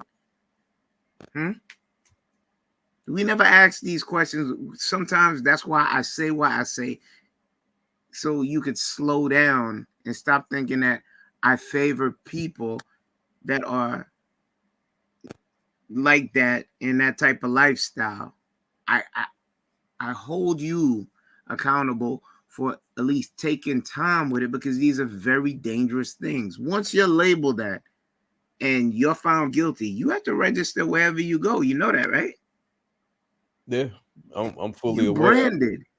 And you're an older man that knows words have power, and you're up here, nail him to the cross. I don't want to find out what went on. I don't want to find out if a 21-year-old continues to have a conversation with someone that told them that they were 17, that now tells me that you are being intentional about keeping it, by continuing to progress with this conversation and possibly actually engaging with the interactions. From what I know and from my experience is that young men that do that start that at an early age, they continue to do it into adulthood. So you're making a clinical diagnosis. Do you have a license by any chance? I don't need a license to. So you don't need a license to make a clinical diagnosis as for what you were saying feeling wise regarding something of this matter. From what I know from the patterns that exist, that are real, that is a pattern that commonly happens for people that are labeled in that. One quick question. Where did you get the information from where I could cite it? What do you mean? Where did you get that information from? You saying you're on the down to internet. me. Where can I look and find exactly what you said? Type it up on the internet. You're on the internet right now. No. We're gonna be responsible. You hate when I hold you to the fire. You're not holding me to the fire. Your initial thing, you didn't want to find out the age. You didn't want to find out the specificity. We did find out the age. What are you talking about? You just said nail a young man to the cross. You didn't even want to find out the specifics as for what went on. Who are the players? The specifics is that he found out that she was 17 years old and continued on with it. Okay, so in a court of law, she lied. If you don't feel that is egregious, then that's on you. This is how I feel. This is my I have daughters, I have sisters, I have cousins. I do too. I have to protect them because I know what is out there. So if you want to ignore that, that's on you. So I'm ignoring it rather than carefully. Then that's how I feel. Okay, you gonna protect them from their own lies? You gonna protect them from their own lies, my brother? Wait. I was about to ask him that. I was gonna say, where does the protection start? Does it start at the guy that was told that she was 19, or you mad at him, or are you mad at your niece or your little sister because she out here lying about her age? She knew she could. One thing for sure. She knew how old that nigga was. Okay, Let's talk Clout, about real that. quick. She knew how old that nigga was. He didn't lie about Shannon, his can I- age. Shannon, can I piggyback? So How many hold on. stories- Let's address that though. Didn't she Clout, let me know get it how off real old he quick and I was? give it to you. Clout, let me get it off real quick. Why everybody let me silent now? piggyback. Hold on. Why everybody silent? Okay. No, Clout, Why let me niggas get it quiet off. now? Did she not know how old he Clout. was? Yes or no? Clout, Because Clout, niggas quiet Clout. Yeah, now. even if that's the case, why would any man put his livelihood, his freedom into a woman's hands? That's exactly what Nigga, you're you doing. talking about a 20-year-old boy. You ain't talking about no man. What you talking about? Oh man, Nigga, you come on, man. you're talking about a 20 bro. He has not even Clout, graduated college.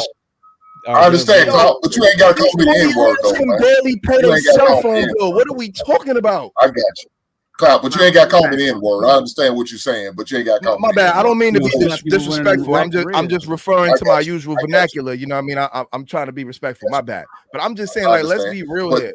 but let me say this. Listen, you She got knew how I'm old not he going to was. put Wait, Clout. I can agree with that. And I know look, some of these young girls, they go out and target these boys. Some of these young girls go out and target men because they know they can. But guys, we got to be stronger than that. We have to be stronger than that and not fall for the yokie though. And he fell for the yokie that once she told him his age, he should have stood down. It should have never been another conversation. Another nerve should have been mumbled out of the man's mouth. Another text message should have We been sent. all I agree understand with that she lied, she deceived him. We understand all that. Women do Did that he shit. touch this girl? But we also Did he got to touch this protect girl? ourselves though, brother. We Did all he agree touch this girl? with Did that he point. harm this girl? Did he All right, physically y'all, do let something me to get this girl? real. Hold on, y'all. Let me get real in there. You Go never ahead. met this girl, and you're saying that this dude is a Wow, let pedophile Rilla for a get girl he some. never met? That's crazy. To me. I never said that. Yeah, I I don't want no parts of this, man. This is That's weird, this bro. That's weird, but this conversation is so complicated, and this, I'm sitting up here listening to y'all, and it's like, damn, the things that we ask these shorties to do. For the record, I respectfully, Clout, that's not no 20-year-old boy. That is a young man. He's a young adult, but he's To an me. adult. I know, to me it's more. too. Yeah, to me too, right? Like my son is 20. So I to me, he's my boy, right? But in the eyes of the law, he's a man. They're gonna handle him as such. When he goes out in the world and traverses throughout the world, they'll call him a young man, but he's a man nonetheless. Even he carries himself like he's trying to prove himself as a man. I'm just making that clarification. I'm not going against what you're saying, brother. I'm just making that point of clarification because I think it's important that we recognize, because I think it's just important that we recognize that part. That said, the overarching point that I think, to be honest, JR, it's a young blood that made a dumbass decision, man. That's really all it is. He's not no PDF file. He's not no predator. He's not after, you know what I'm saying? Yeah, Hey man, YouTube got us talking all types of crazy, bro. You know what I'm saying? But listen, make him your son, Rilla. Make him your son, and he met some little nappy head that said she was 19 on Instagram. man, Listen, that's all. I like what Hink be telling Little Hink. If y'all ain't heard what Hink be saying, you know what I'm saying? Because Little Hink, he a ball player, a young blood, a prospect out there. And I agree with Hink. Protect yourself at all times. That's the overarching point. Protect yourself at all times. But Shan, to your point earlier, right? Man, think about it, fam. When we graduated high school, think about that. I graduated in 92. I still knew girls 93, 94, 95. Yeah. You know what I'm saying? Bro, let me tell you something.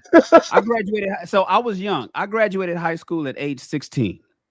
I was driving 91 passenger yellow school buses for Los Angeles Unified School District at age 19. And I was driving for a high school.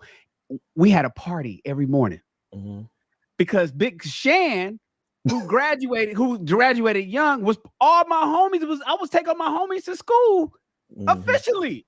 I was getting paid to take my friends to school because I was driving a school bus. Because my ass just said, you know what? I'm gonna get a job for the LA Unified School District, and went and got my CDLs at 19. I started the test at 18. California Highway Patrol gave me my Ls at 19. Got the job, and I was driving for North Hollywood High School, and all the homies got on the bus, and we was rocking Color Me Bad every morning. I wanna set you up, bumping. I was blowing speakers out the whole nine. But Yeah. legally, I shouldn't have been talking to legally. I shouldn't have been talking to those kids. They should have been calling me Mr. Rawls. I mean, these are people I played football with and went to the Friday night lights and in the football games on, and we are. But saying that's completely different, though, brother.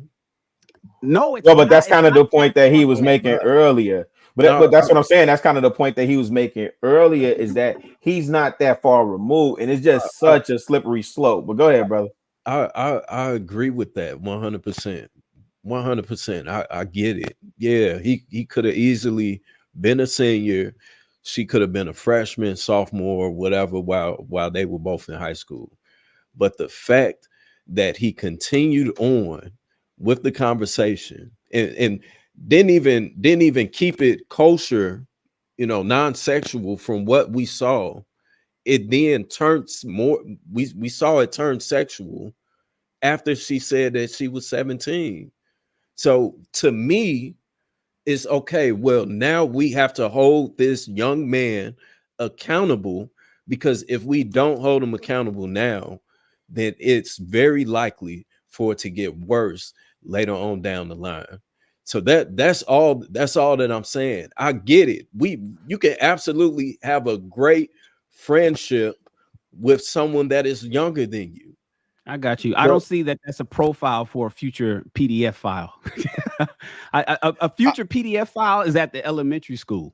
It's maybe at middle school, but certainly at the elementary school. A 21, 22-year-old PDF file is over there. It's looking way younger than that.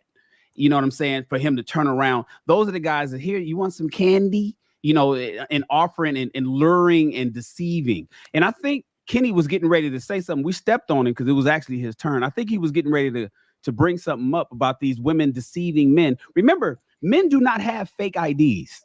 That's a woman's thing. Women are the ones that's out here deceiving. And that a good question that was brought up is, why is this brought up now? 2 years later, after Kai Cenat is popping, got Kevin Hart on his show, he's traveling, they showing his big mansion in Atlanta and all that other kind of stuff, and knowing that this dude is rocking with him. But we do know by any means necessary fame and notoriety, and all of a sudden, what does she want to do? She wants to, she's playing the Me Too game right now with a guy that she lied to. Kenny, what were you getting ready to say? I'm curious as to what you was getting ready to land. How many men have met these girls in clubs, got drunk, went to the short stay? She tells you she's a certain age. You hide. Y'all get intimate. You come to find out she's not the age she says she is. You can't take that back. Then you got girls like this that Marcus posted something in the back chat. Her attempts to reach out to Kai Cenat was just recent, because I saw that. I went and did some research like you was doing research. When the initial offense happened, it was quiet. Conversation stopped within pretty much 60 days. But all of a sudden, you're feeling hurt. I feel I need to reach out to Kai Cenat a whole bunch of times. I'm not reaching out to legal counsel first. I'm trying to reach out to him for what? Put me on. Wouldn't you, if you felt like this was a serious matter, wouldn't you get legal counsel before you do that? Why are you blowing up his contacts, trying to get in contact with him, and you're not being heard? Oh, I got to put you out there because you tried to talk dirty to me after I lied to you, and you kept the conversation going. He was wrong. He's not a pedo, and I'm not listening to anyone that doesn't have their clinical license to diagnose somebody as such. Because the first words out of a man's mouth was nail him to the cross. Didn't have any information, any backing, any context, and I'm holding you accountable for it. Yeah, but and also, Kenny, it goes your way too, Yeah. Kenny. You got to be fair, because if you say that he's not one and you're not listening to anybody with a clinical diagnosis, we can't listen to you either, because you don't have one. Okay, but I did not brand. I got you, but I did not brand him something. I asked for more context before I made a judgment call because I don't know. And while we were talking, Marcus did research, I did research, JR did research. We got more context before we just said you are this. I And that's said what I say we should do before we open our mouths. Future pedo, because he continued on with a conversation that he turned it sexual after she said that she was 17. I don't understand how this is so. He didn't like hold on. Like, I think that's a misconception. He didn't turn it sexual. Y'all forgetting that when he was talking to her before he knew that she was 17, it was already sexual. So all he did was say, hey, this was sexual and now it's no longer sexual. Hey, I would have smashed, but now I can't. The end. It was already sexual when he thought she was 19. Y'all are acting like he heard she was 17 and that was the first time they was talking freaky. Obviously not. She knew his age. They was talking. Obviously, we know when young people talk, they know what they're talking about and what they're trying to do. It was clearly already sexual. It was already going to a smashing place. And then she revealed her age and he says, I would have smashed, but I won't now. That to me doesn't sound like an advance. That sounds like a conclusion. That sounds like okay, I was somewhere. I thought you were a certain age. I would have smashed when I thought you were some age. You've revealed to me you're not that age. Now I will not smash. Clout, but he kept going with the smash talk. He did. He did. Okay. He did. Okay. If he continued with smash talk, then that's unacceptable. Well, Clout, like you said earlier, continued with sometimes smash talk, you can't just come to a then that's unacceptable. That's my whole grounds. The fact that he continued okay, on. I was under the impression that was the end of it. And the girl alleged she's man. the one who backed away from him. And he kept hitting her up, and she just blocked him. That's what check the chat. It looked kind of spicy in there. Like, come on, man. Like this is crazy, bro. Got to transition. This is crazy. This main topic. But I want y'all to also keep this in mind too, because I don't know if y'all realize, but there are some doctors that don't study hard. That's not good at what they do. There are some clinical people, they carry the license, but they're not good at what they do. Dumb as a rock. Right. Man, that degree don't mean shit. So you have to be able to still, like we put a lot of hope in people when they have these licenses. Think about the person who do your taxes. Think about the people that say they coaches up on YouTube. Like you got to be able to independently think outside of that. Like compare, look at their history, see if it's look at Michael Jackson. Yeah, look at Wesley Snipes. Why he went to jail. So like whenever you get the information, I usually like to go try to measure it, some type apply it, just see if they possibly right. Look at everything possible and then kind of make a conclusion. Maybe get a second opinion. When people go to the doctor and they get some bad news, I say, well, go get a second opinion. I remember I had a surgery. I had 2 surgeries on my shoulders, and like the first surgeon, he didn't do something that the other surgeon did, which I wouldn't even be having a second surgery if you would have just did that. If you would have just injected the dye, then we could have just seen everything instead of you going and now saying it's this. But who's to say either one of them right? They could have just went in there, just been trying to get paid. And probably made some things and probably made something worse and had to go back. So you got to just independently think about what everybody say. Just kind of let it marinate a little bit and then see if there's some truth to it. I'm not saying that they know right. There's some people that are cold, but just think about they cold, JR. You know, my second son was delivered by me and the nurse, because when my ex-wife went into labor, he was ready to come out and the doctor wasn't there. He was rushing, but he wasn't there yet. And so my son came out and I had to catch him from falling on the ground. And the nurse and I delivered my second son. The doctor was pissed because he missed out on 10 grand. All he cared about was 10. The fact that he wasn't in the room, he missed $10,000 on that delivery, and the 10 grand went to the nurse instead. So sometimes, JR, that doctor that should have diagnosed you by injecting the dye into your shoulder to see where the mistake was, he was probably hoping to come back to do the second surgery himself instead of you going to a different person. Yeah, it's like we'll never know, but. Just think about it. But just think about everybody. We got a lot of shit. A lot of people believe anything that anybody tell them, and they would just go run off with it, man. You have to be able to independently think. Don't take everything at face value. I'm not saying that they don't know what they're talking about, but it's a lot of con artists out here that will try to Bro, we You're literally 100% have right. doctors. We But literally you have from the doctors right streets. now You from the saying streets like me, that JR. men can have babies. When you put a jacket on a man, Like, come on, man. Oh yeah. I mean, I can understand that. I like to have more context. You know, I hear something, I'd be like, oh, okay. I like to go do some research. I like to kind of sit back and look, observe, see if there's some truth to it first before I actually, because I've been in situations where you jump to conclusions, and I don't want to be that person that jump to a conclusion and then just be wrong. You sitting there looking like a damn fool. So what I do is I like to hear the story from here, story from there. You know, let me go check over here, check over there, and then come back, and then I might even ask some opinions before I even make my decision on that thought before we go forward, because it could be a big decision. It could be something that's major that can affect somebody. We get to these super chats and we'll go on here. BZ Formally Baby Zaddy $5 said when it comes to minors, respectfully, y'all need to be clear on what side of the line y'all are on with your audience. This is not a topic to be confused. Angela Swift 999 says, thanks for letting us women in on y'all convo. Passing a lot of y'all soon.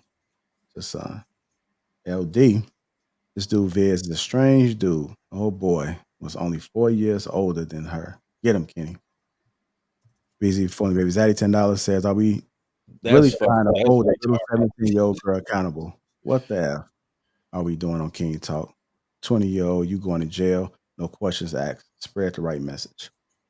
And lastly, hell yeah, I'm holding her accountable. Says that panel, what if it's a 17-year-old in college dealing with a senior in college? It don't matter. That was me. Listen, I graduated high school at 16. I turned 17 that summer. I was at Cal Poly Pomona in the dorms as a 17-year-old. My entire first year of college, I was 17. And I tried to party. I tried to hang out, but I told the truth about my age, because I thought it was cool to be like, yeah, I'm here at 17 years old. And the girls was like, yeah, no. And I was like, damn. At 17, I can't do this and that. No drink. I couldn't go to certain frat party. I couldn't do it. I was a 17-year-old on a university campus and not living at home commuting. I stayed in the dorms. And it doesn't matter if you in college or not. If you're under, and that's what I was trying to explain to people.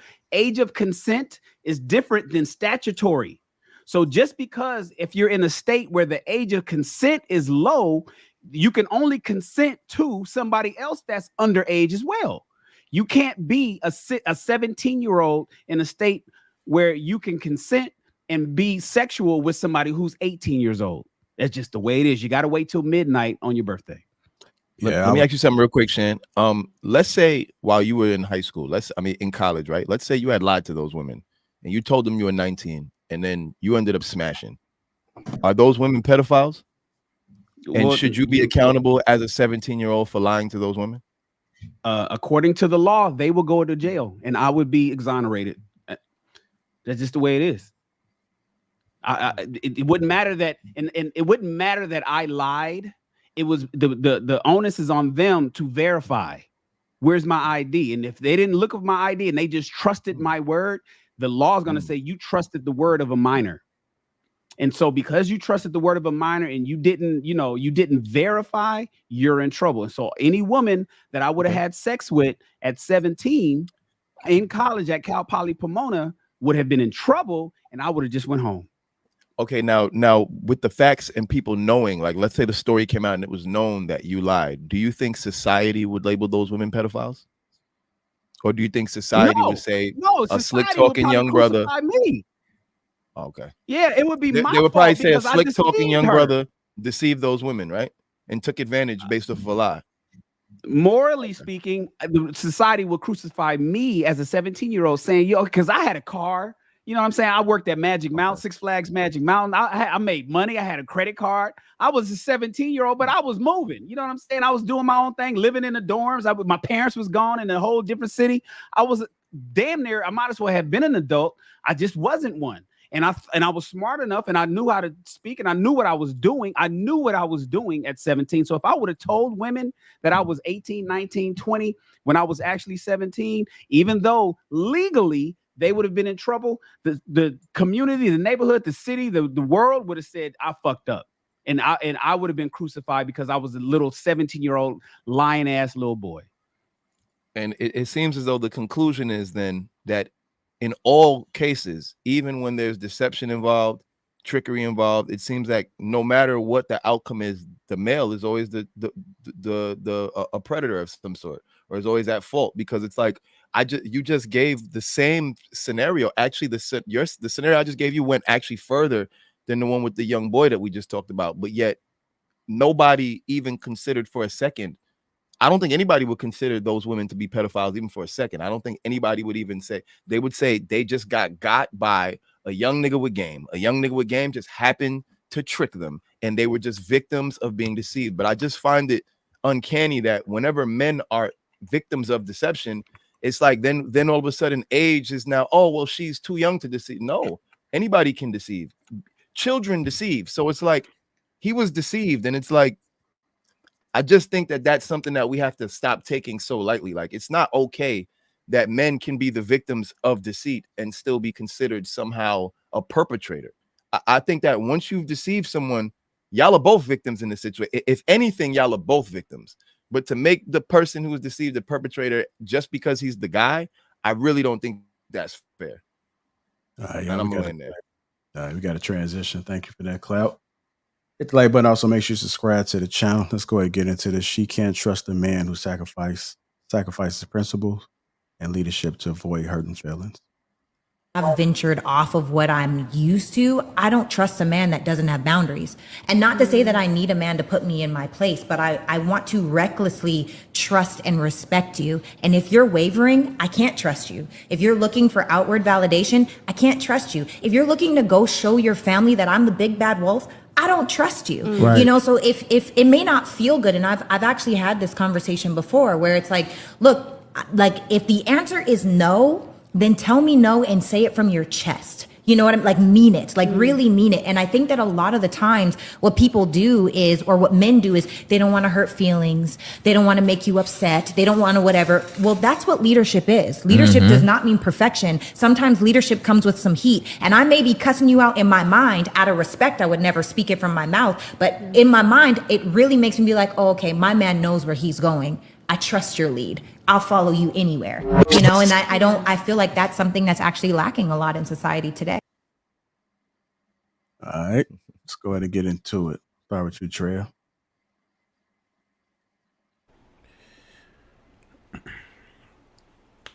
One of the things that women do in the early phases is what they call shit test, right? And, you know, a lot of men understand that. And that's pretty much to see where your boundaries lie. And there's a balance. Just like anything else in life, it has to be a balance. And if they feel like they could just rule you, run over you, you don't have a spine, or you're a pushover, then, yeah, it's going to be an immediate turnoff. And the biggest mistake that a lot of men make is they are people pleasers sometimes, and you can't be too much of a people pleaser. A lot of men will be like, nah, I want to do everything. I want the world. And I did. But she's sometimes going to ask you to do things or put you in situations that you're not comfortable with. And you have to articulate that. They must understand what your boundaries are. Never go outside of yourself. There's no person who is so valuable that you have to compromise your beliefs, yourself, or put yourself in a messed up situation. So your best bet is to establish those boundaries early. I don't care if it's in the beginning phases. If she's not liking the way you go, then so what? I don't She just care. gonna have to dig it, or get another one. Like, that's the whole thing. Men, we just have to understand that you have to have an abundance mindset. She has to have a healthy fear of losing you. And not because you are doing it on purpose, like you are trying to intimidate her or tell her, yo, I'm about to leave, or you know, it's not like that. It's just that she's just supposed to understand your value. She has to know that her life is going to be worse without you. So as long as she understands that you make her life better, she'll understand when you say no. And to be honest, women like to be checked. And if you don't know that yet, then you should try that shit, because they need to be regulated sometimes. You have to. It's just part of it. And man, it's not our fault sometimes because we don't always have people that'll pull our coats and let us know, like, yo, man, this is what you need to do. Like, we don't all have that. Some of us are just raised by our moms, and sometimes the mom can prepare you, but a lot of times not really. They're going to tell you, like, even me, myself, I learned the hard way because, and maybe it's because, it could be just because it was maybe a different culture, and they didn't tell me that, yo, this is how you establish boundaries. Don't go for this. And I didn't get all that, especially in the early phases when I really could have used that. I had to learn that the hard way. I got, heartbroken a few times, played until I understood. I had to really just sit there and analyze, like, damn, what am I doing wrong? And I understood you just have to care less. You can't be so scared of disappointing the woman that you compromise yourself. Do not be your own worst enemy. All right, go ahead, Rilla. Yeah. I think Heat be saying stuff like leave their ass at the restaurant, man. I don't got time for these motherfucking games, man. The fuck? You grown or you grown, man? What the fuck you talking about? You trying to test me and all this other goofy shit, and I need to jump through all these hoops to see if you qualify for my leadership? The fuck we doing out here, man? Go play them games with somebody else. Take your ass to the arcade or Chuck E. Cheese Pizza or Showbiz or wherever you go to play games. Play them games over there, man. We too grown for this shit. Dude, even if she listen, and I'm not saying it's like I got it perfect, but I'm just saying I'm so thankful for my woman. I would not have this shit any other way. This is a grown-ass woman that I deal with. Don't play the motherfucking games, test me about my leadership, and you want to be checked hard and all that other. Man, you better come to this motherfucker self-check. Ain't got time to be regulating and checking all that other goofy shit. Either you with it, either you with the program or you not, and it's cool. We could have conversations, all of those things, but I ain't got time to be ring around a rosy pocket full of posy with your ass, man. This shit is wild. Like now, dudes, like think about it, fam. Like dudes gotta do all this goof ass shit. Just to see if if he qualifies to lead her. This shit wild, fam. He ain't said leave their ass at the restaurant, leave their ass right there. You know what I'm saying? Tip your waiter though, tip your waiter out the door, but at least like make sure your waiter's straight. But leave that F at the restaurant, man. Fuck that goofy shit, man.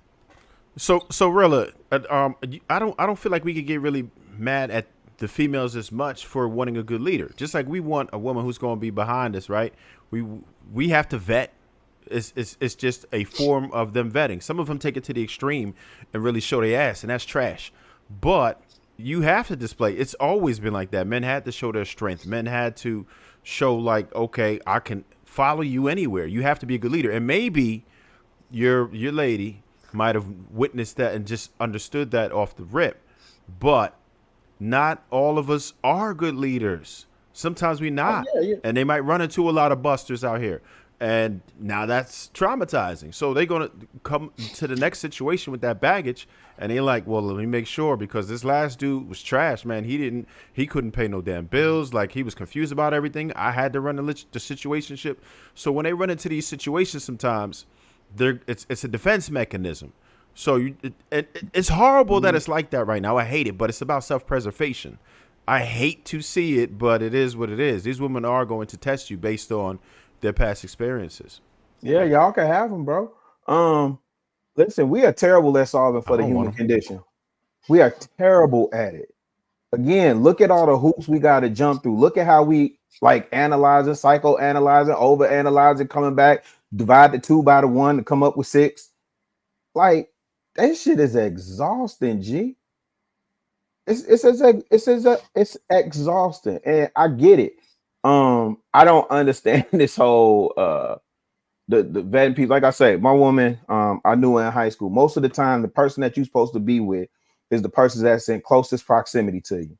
You knew their family, y'all grew up together, y'all went to school together, all these other different things. This dating experiment that we keep doing, it's terrible. It's terrible. And we're terrible at solving for the human condition. But I don't know, man. This shit is just wild to me. I just couldn't figure it. And I'm not sitting up here saying like my woman is perfect. She had to live her life and go through her thing. Whatever lessons she learned. I'm glad we got together at the time that we did. I just could not imagine being out in this hot dog water now and these women talking about they got to test your gangster, or test your leadership. I want to be checked hard. Man, you better say that shit for the bedroom, freak ass nigga. All right, we're gonna go to Marcus then.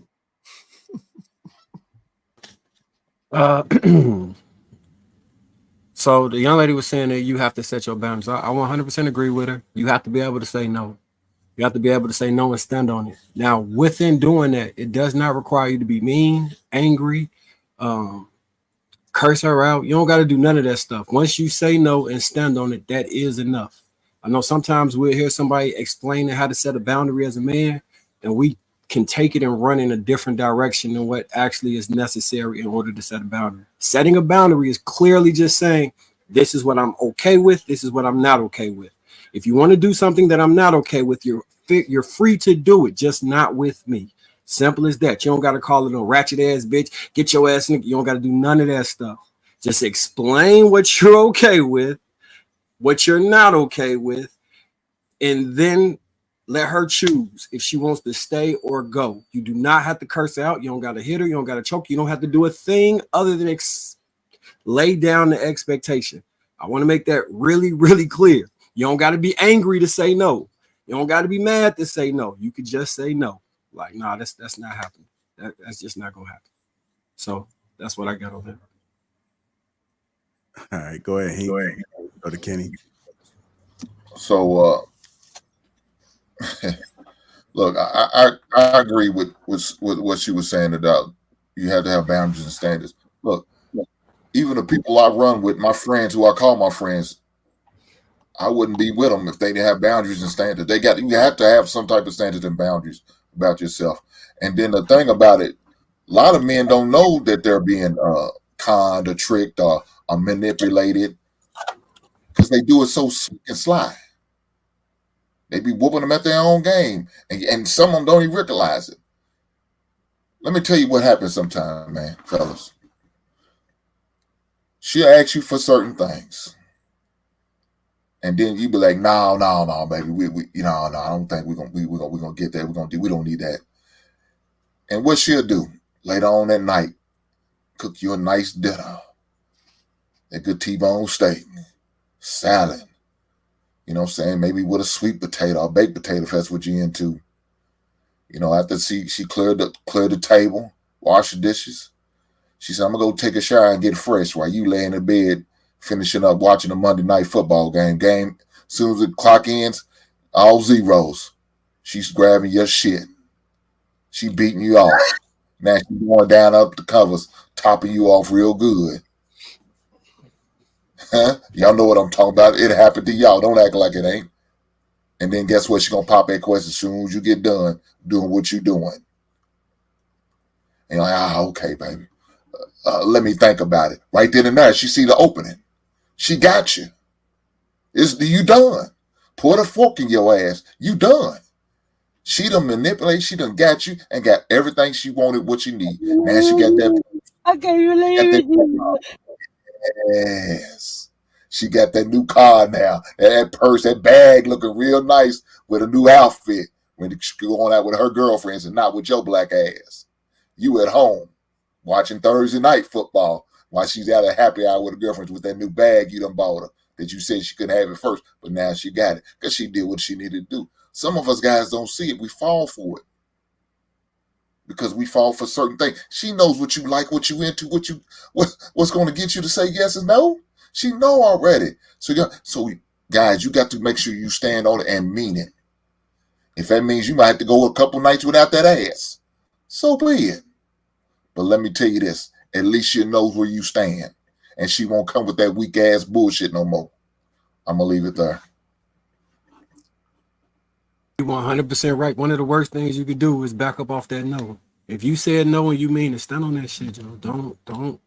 Don't get swindled, sweet talked, fuck any of that shit out of the no. When you said no, you meant it, and stand on it. Stand on it. Your word got to mean something. Especially in that relationship, your word got to mean something. All right, go ahead, Kenny. Ain't nothing about that girl from my eye test say she falls into her femininity.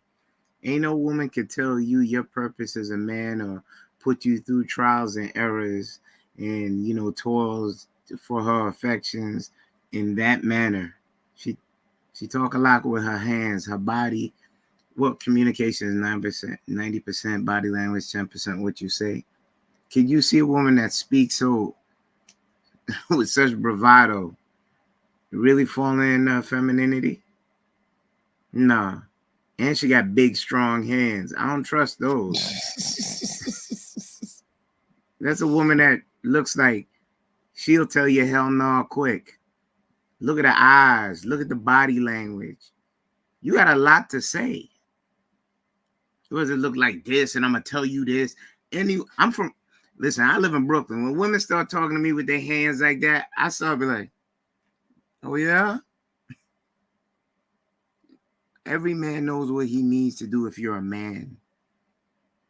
For your purpose and the woman that you want alongside you, she has to be your piece. Like I always say, that has to be my rib, my support, the thing that keeps me from anger and violence. Her soft voice can hit me like a boulder and keep me on my square. It's not about that woman that exhibited that to me. We already know, all these men up here know we're at an age where we know what we require and what we want in our lives. We all have trade-offs and compromises, but paramount on top of that list is peace. That woman can't tell me what I need. I'd have done walked away from her, bought her a large water with a lemon twist, and be like, later. She's not a representation of the woman that I know that would come to me. I shouldn't have to be going through jeopardy with a woman. We already got enough things within our day that is complex, us being marginalized, profiled, all this other things. We got bills to pay. You know, we got to keep a roof over our head, food on the table, and then we got to play the mind games, the mental gymnastics. You missed me with that. I'll pass it. All right, go ahead, Clout. I somewhat agree with what she's saying about men having to have boundaries and things like that, but I'm not a fan of the checking thing, like feeling like they need to be checked. Like I'm a strong believer that a leader is as good as their followers. I feel like there's this idea that, you know, you set these boundaries and if you're a good leader, they'll follow your boundaries. And I don't think that's true. I think it's all about submission. And it's like, all I can do is lay down the boundaries, and a good follower, a good supporter will submit to the boundaries that I've given. But if I have to put you in check, like in chess, putting you in check is forcing you in a position where you got to move, where I'm forced. That's control. I don't really want to deal with a situation where I have to check a woman and control her, because that means that I got to maneuver her like a piece, or I have to maneuver my pieces to force her to move where I want her to move. That to me is war. Like, that's stress. I think it's much more effective to find someone who respects you and willingly is following your guidelines, willingly following your boundaries. Like, and it's weird because we look at other examples of leadership in the world, and it's like a lot of other leaders of more important shit don't have to prove anything. We got politicians that don't prove that they have any leadership skill before they get elected. We got coaches to teams that ain't never played a sport a day in their life. And realistically, I genuinely believe someone who's an okay leader with followers who listen will beat you every time against someone who's supposedly a great leader that has insubordinate followers. I don't care how you do it. It could be a football team, a basketball team, don't matter. I could be an okay coach, but if I got a team that follows my instructions and follows the play to the T and doesn't deviate, we gonna win. And the team that where they can't follow instructions and they can't follow the play, they're gonna lose because they have no organization. And to me, that's what matters. So I don't think that men have to be checking women and doing that. But yes, you can obviously lay down your boundaries. Yeah, you don't have to yell, but at the end of the day, it all boils down to the woman. Either she's gonna follow those boundaries or she's not. And if she doesn't want to, that's the point where you have to move. But ain't nothing you say is gonna make a woman do nothing she don't want to do. Either she gonna do it or she not, and that's all of her own volition, and that's all it's ever gonna be. Go ahead, Viz.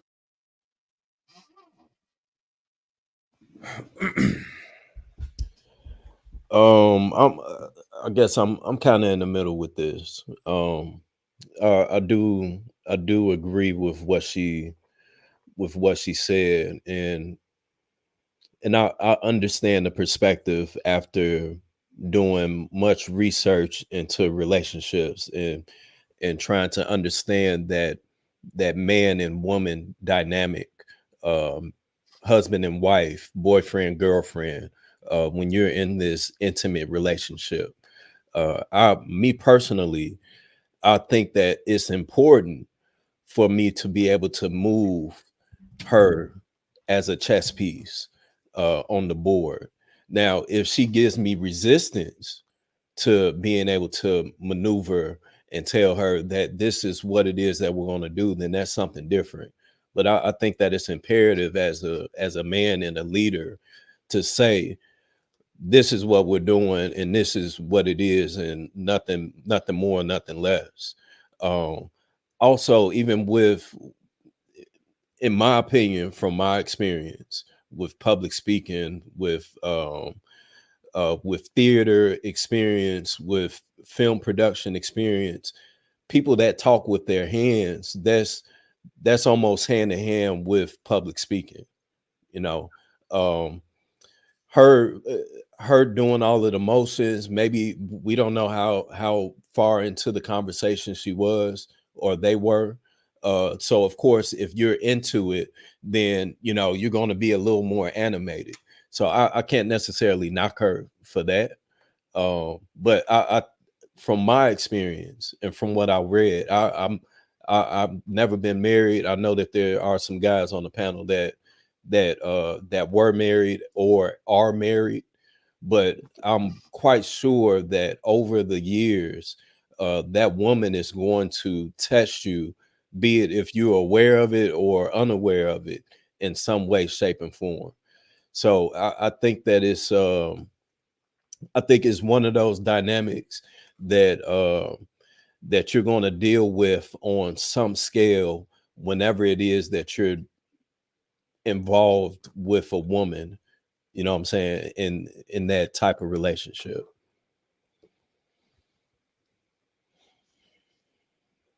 Okay. Go ahead, Brother Shan.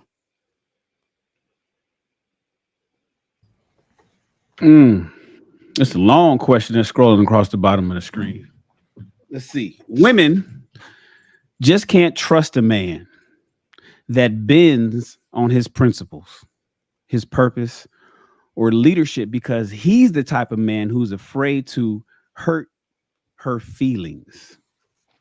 Listen, I am with the Trev doctrine. That's what I like to call it, the Trev doctrine.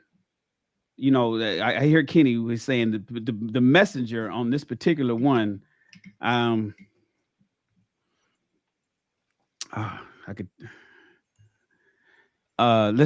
deal with the message from her.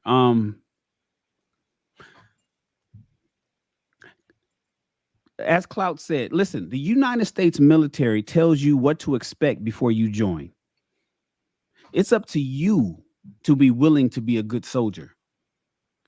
The Army says this is the stand, this is what we do.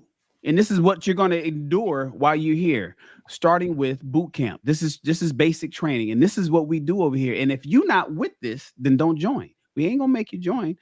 Don't join. But if you want to come here and get paid by us and have the safety and security that the United States and the job security that the United States military will provide you, then this is what you will deal with. And then if you join the Army or the Navy or the Air Force or the Marines, then you get what you signed up for. It should be no different with men. What she's talking about in that video is she wants a man who's, as I talk about all the time, stoic. Men need to have conviction. Men need to be assertive. And men need to adopt the Trev doctrine of it is what it is. The standard is the standard.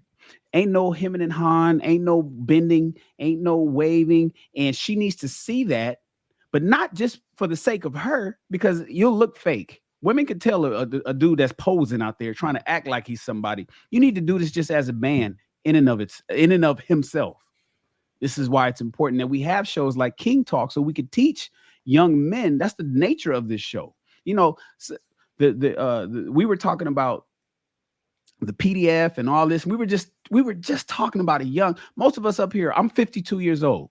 Most of us up here are older. And we were discussing a young man who's in his 20s. Why are we talking? Because we're speaking, using that scenario as an example to speak to other young men on what they need to do as they get older and to become better men when they get our age.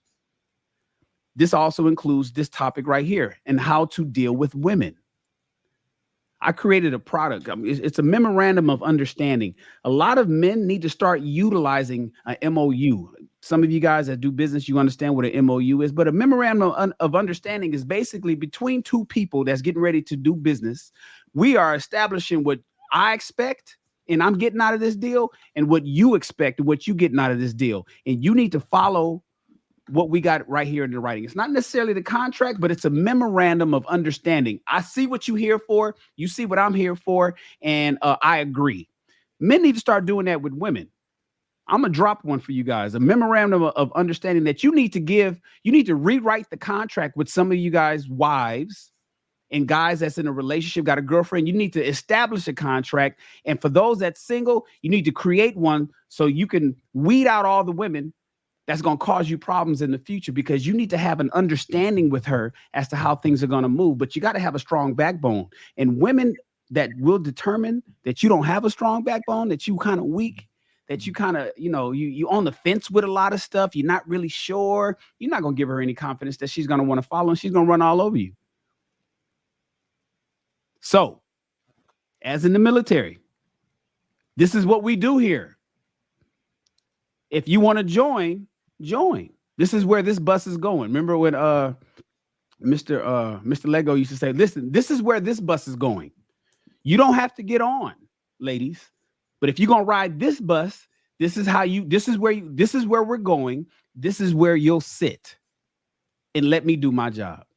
And then everybody will be happy. That's how I feel about it. All right. Ikene, are you there? Yeah, I'm here. All right, wake up. It's on you. I'm up, brother. I'm up. Niger, no, they carry last. Niger never come last, brother. Niger never come last. Not last, but last. How you guys doing, brothers? Good. About yourself? Doing good, Ikene. Good. The thing is this, right? Yeah, she's right. A man has to. You gotta understand. Let me put it this way, guys. This is one thing about it, right? It pisses me off every day that I see that, not just in the United States, even in Africa. The bond, a man's word is his bond. You see what I'm saying? If you can't stand by your word, you lose credibility. And one person that watches you every single day is your woman. She's the one that sees you not standing by your bond, not standing by your words, because your words is your bond. And I gotta say this, and I say it every time. You don't commit crime because you want to stand by your words. But don't say what you know you can't do. But when it hasn't been fulfilled, always let people know that it's gonna happen. You're gonna do it.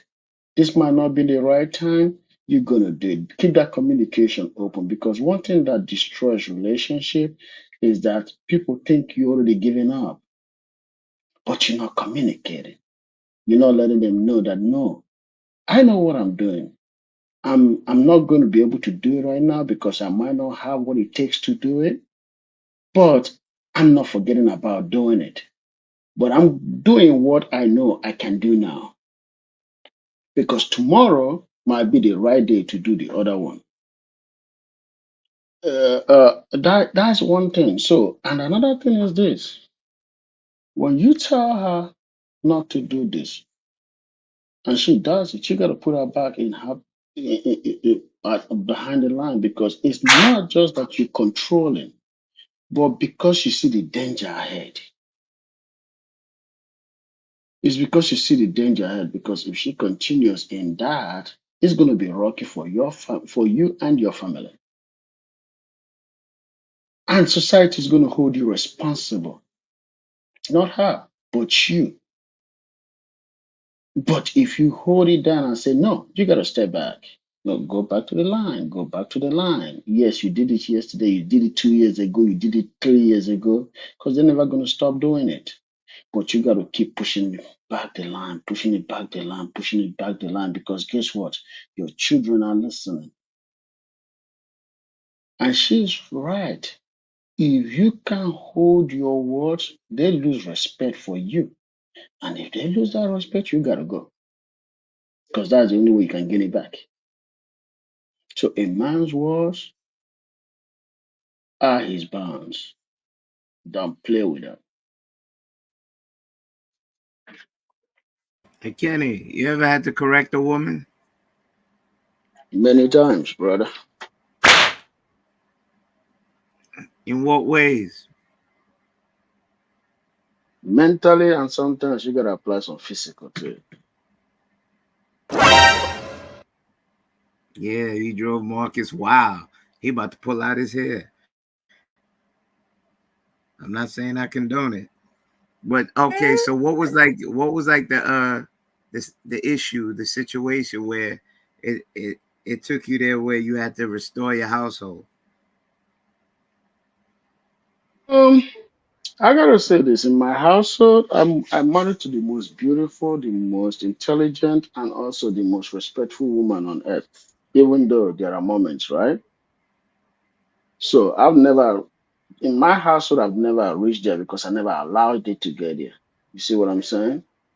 So you as a man can allow things to happen because you're not being careful, you're not thoughtful, you don't understand what a man's supposed to do and what a man is not supposed to do. You see? But when you understand that, you know that you don't let things happen. But before I got married, I pushed for it, and sometimes I have to physically make it happen. You know what I mean? Yeah.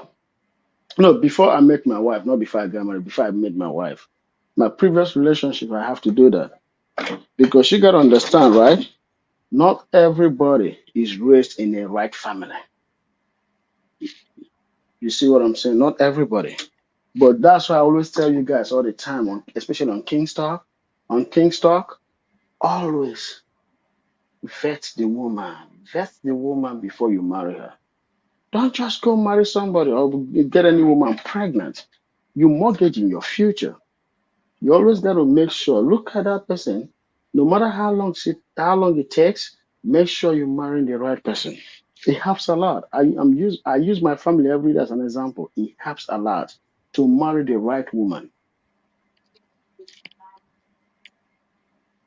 Kenny, Yeah. can you clear? So you chose to physically correct her, right? You didn't have to, because obviously you ended up leaving her and you found somebody you did not have to do that with, correct? That's right. So you don't have to do that. That's just not the right type of woman for you. Like, I want to be clear Um, on that message, 'cause I don't want to. I don't want you to see, even I didn't have to do what now, because I'm trying to understand what you mean by that. I didn't have to. when they asked you, did you physically? Well, when you said you physically had to correct a woman before, right? And I'm No, saying, no, put hands on the person first.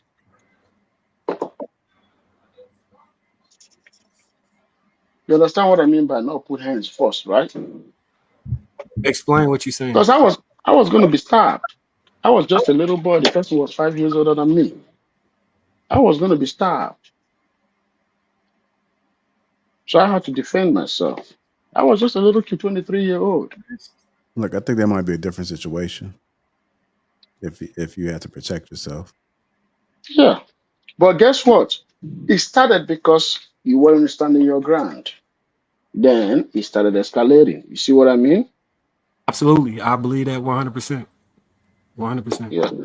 And the thing I'm agreeing with is that had you set the right parameters early, as you did in your marriage, you would never got to that point, and the signs that it was gonna get violent, you overlooked due to not either knowing how or not doing them. And once you did Yeah, that, you no longer had that issue. So you that's right. did not have to. It transpired that way due to decisions that you were making, right? Yes. Okay. No, Kenny, that Nigerian pimp hand was strong. Tell the truth, shame the devil tonight, brother. Tell us what happened, man. This is a safe space, man. We want to know who threw the bowl of jollof. Who threw that bowl, man? I did not, my brother. I did not. I did not throw the bowl of Trying to set you up. jollof, right? Oh, really? Oh yeah. No, I did not. You can't I, expect I, me to take you I seriously. was just a little kid, brother. I was just 23 years old. You know what I mean? And I was going to Nigeria the same day.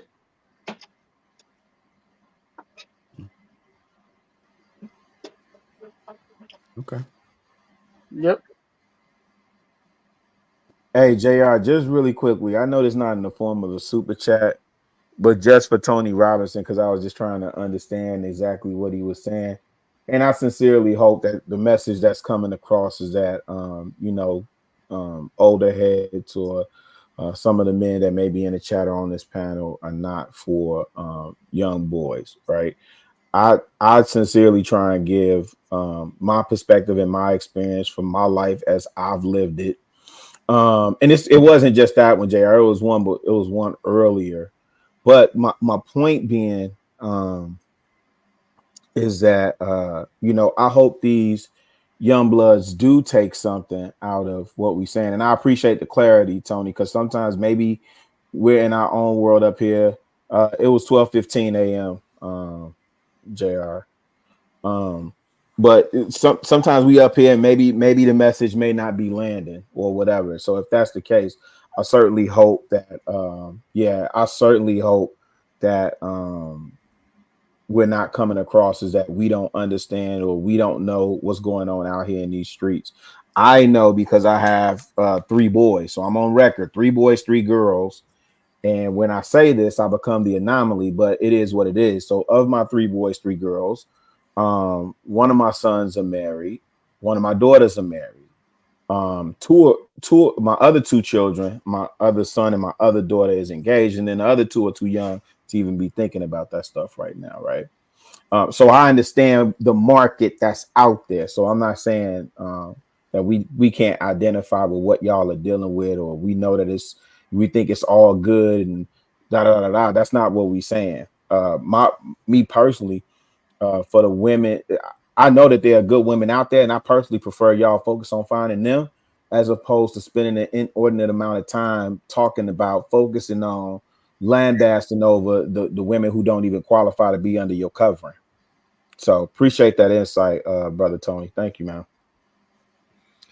Yeah, and if I can piggyback off of that too, and really, I can only assume with you having your children essentially being successful thus far in life, you had a high expectation for them. The fact that he said that it was he made it seem as if it's a bad thing to have a high expectation for our younger generation, for me, is mind-blowing. Yes, when you're young, when I was young, of course, I made terrible decisions, of course. But you make that bed, you lay in it. At the same time, I understood and didn't cross certain boundaries because I knew that certain people that I looked up to had high expectations for me. So if we don't set the standard of what those expectations should be for an 18-year-old, a 20-year-old, so on and so forth, then what the fuck are we here for? It's up to us to set those standards for the next generation to come so that they can build off of that and essentially become and continue on a greater progression in our culture and society. So I don't get it. literally, if you want to act like a child, then by all means you can continue to do such. But yeah, I mean, Tony, if you want to come up, just speak your piece, you can, man. I mean, maybe it's just a misunderstanding. I mean, I don't know. Yeah, I just know what we do this for, and I just want to be mindful and always making sure that the message is landing. So I know the brothers that are up here that commit to Tuesday. Y'all know Tuesday my favorite day of the week. I just want to be mindful that the message well, it may not resonate with everybody, but that it's at least landing, and we not coming off like we sitting on some high perch. You know, I don't think any of us are trying to do that. We just really sharing our experiences. Go ahead, Trey. Are you trying to say something?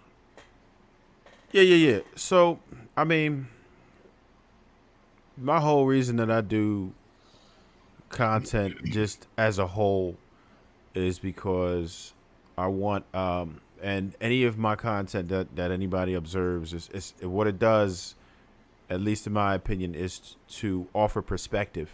And I understand. I listen to people. I talk to a lot of the youth, people in their 20s, younger sometimes, if they need some type of advice. I wish that I do what I wish I had available to me. And not to say that I was ill-advised but I was not ill-prepared because I wasn't ready for what was out here.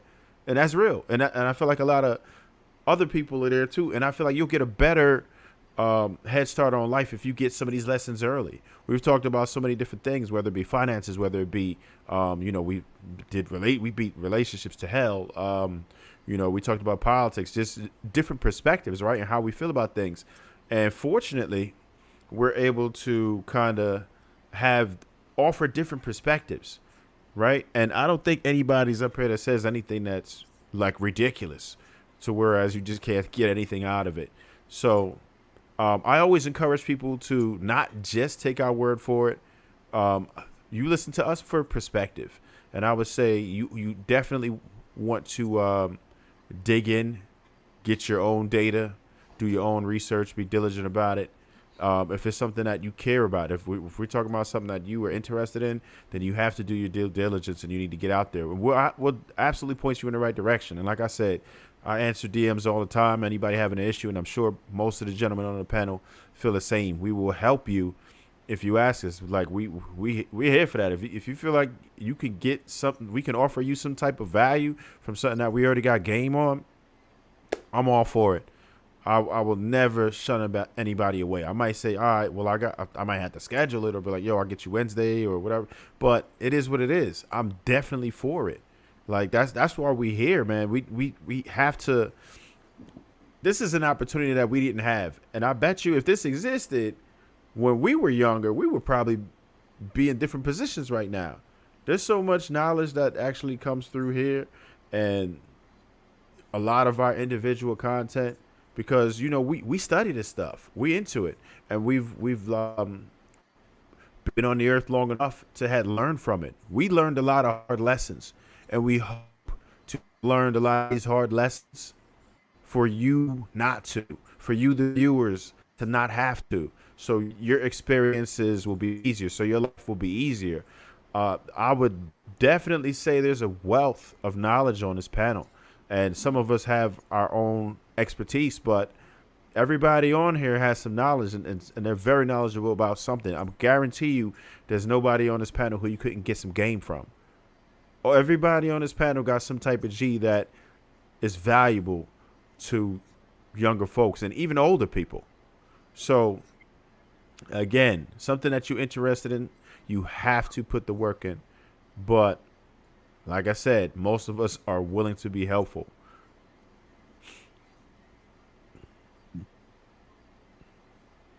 Like you wanted to say something, White? Good. Yeah, no, I wish Tony would have came up so we could ask him questions about what may have come off like that, so we can examine the message and make sure we don't hit whatever. So we answer clearly whatever question he had. So I think the two things that I heard was Statutory rape for a woman is different than for a man. So for clarity, the advice was once you hit 18, find out that everybody you're messing with is above 18, and that's universal for men and women. So hopefully that answers your question, Tony. And the other one was about boundaries. I understand it seems like a really hard thing to do to say no, but the worst thing somebody can do is not mess with you anymore. And if they stop messing with you because you say no, that's not somebody you need in your life anyway. So you're doing yourself a favor. It seems like a hard thing to do when you're on one side and you're looking at the woman. She might be gorgeous, you might be horny, and it's hard for you to say no when you're horny. Go in the bathroom, jag off, then come out the bathroom and tell her no. You need to remove the ability for your sexual appetite to control how you respond with women. And if you have to do something like that, then you do that. But whatever you do, don't allow yourself to be led sexually into paths that you don't want to go. That's how you end up getting set up, robbed, child support, divorced, all type of extra scenarios you could have avoided if you had got post-nut clarity. Hopefully that answered it. Wizzle, sound like you advocate for discipline, man. I'm advocating for not having a conversation while you horny. Like I advocate for don't go to the grocery store while you hungry. Go ahead and eat, then go grocery shopping. If you don't have go ahead and get it off before you go on a date, because you don't want to be doing nothing thirsty. It just you make bad decisions. It's like making decisions under duress. You're gonna make a bad decision when you rush. It is what it is. Sometimes you need a chance to sit back and think. What I tend to do, it may come off while I seem like void of a lot of the emotional responses. I try and interpret things and everything I hear, put it in a box, and then from that box, filter that out as to what's reasonable to say. So, if something you saying to me would piss me off, and I want to go with this as my retort, I'm gonna filter it through the box and say, okay, it's not beneficial. Is my end goal to fight with this person or not fight with this person? If it's not to fight with them, then and I'm not perfect. Nobody's perfect, but that's what I attempt to do when I have conversations where I'm trying to build with people or get to know them.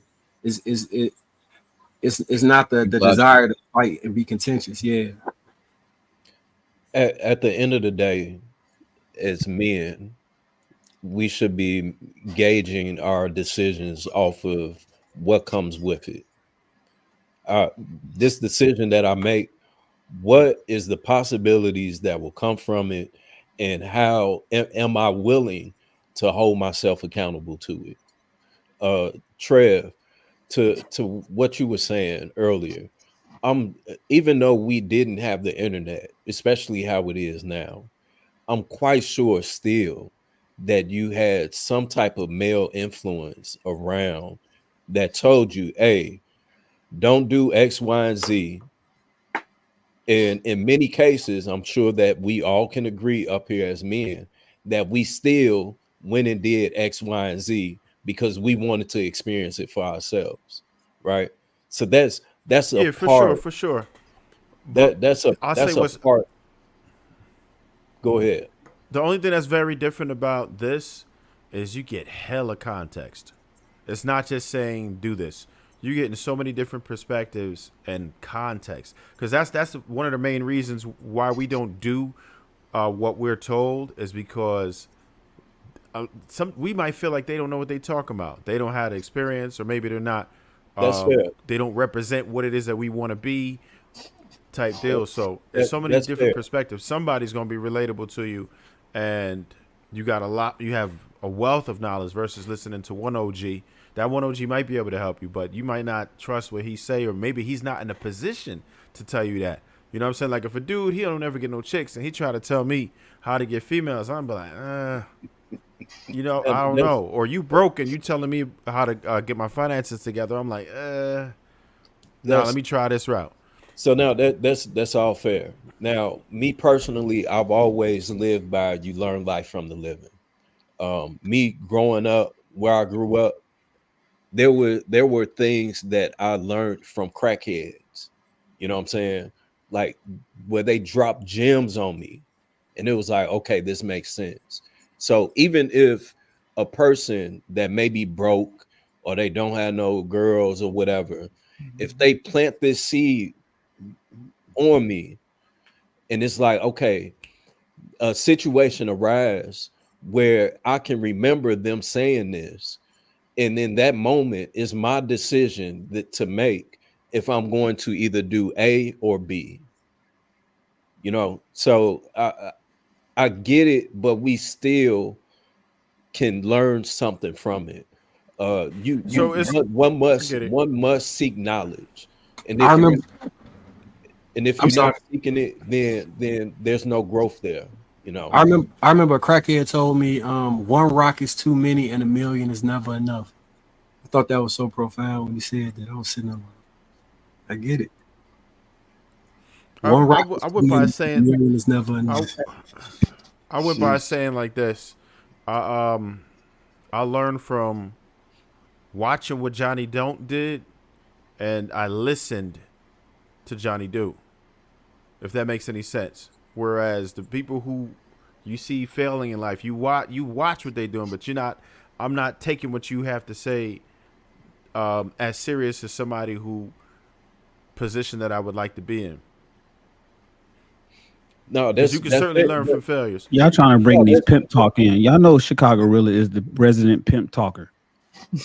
Y'all stop with all these Johnny Do and I watch what Johnny Don't And did Johnny and do and Johnny did one when rock Johnny is didn't not do a what Johnny million did with rocks. Johnny, and Johnny And couldn't it's do it. one rock So I is a showed million rocks. Y'all know Johnny Y'all my look at second. one rock and leave two. that to Rilla. Two rocks and a few Rilla made a said, rock. Y'all know Rilla I'm get it. I'm fluent in jive, right? Y'all didn't know that? I just saw that meme. Oh I saw man. that meme the other day with the white lady.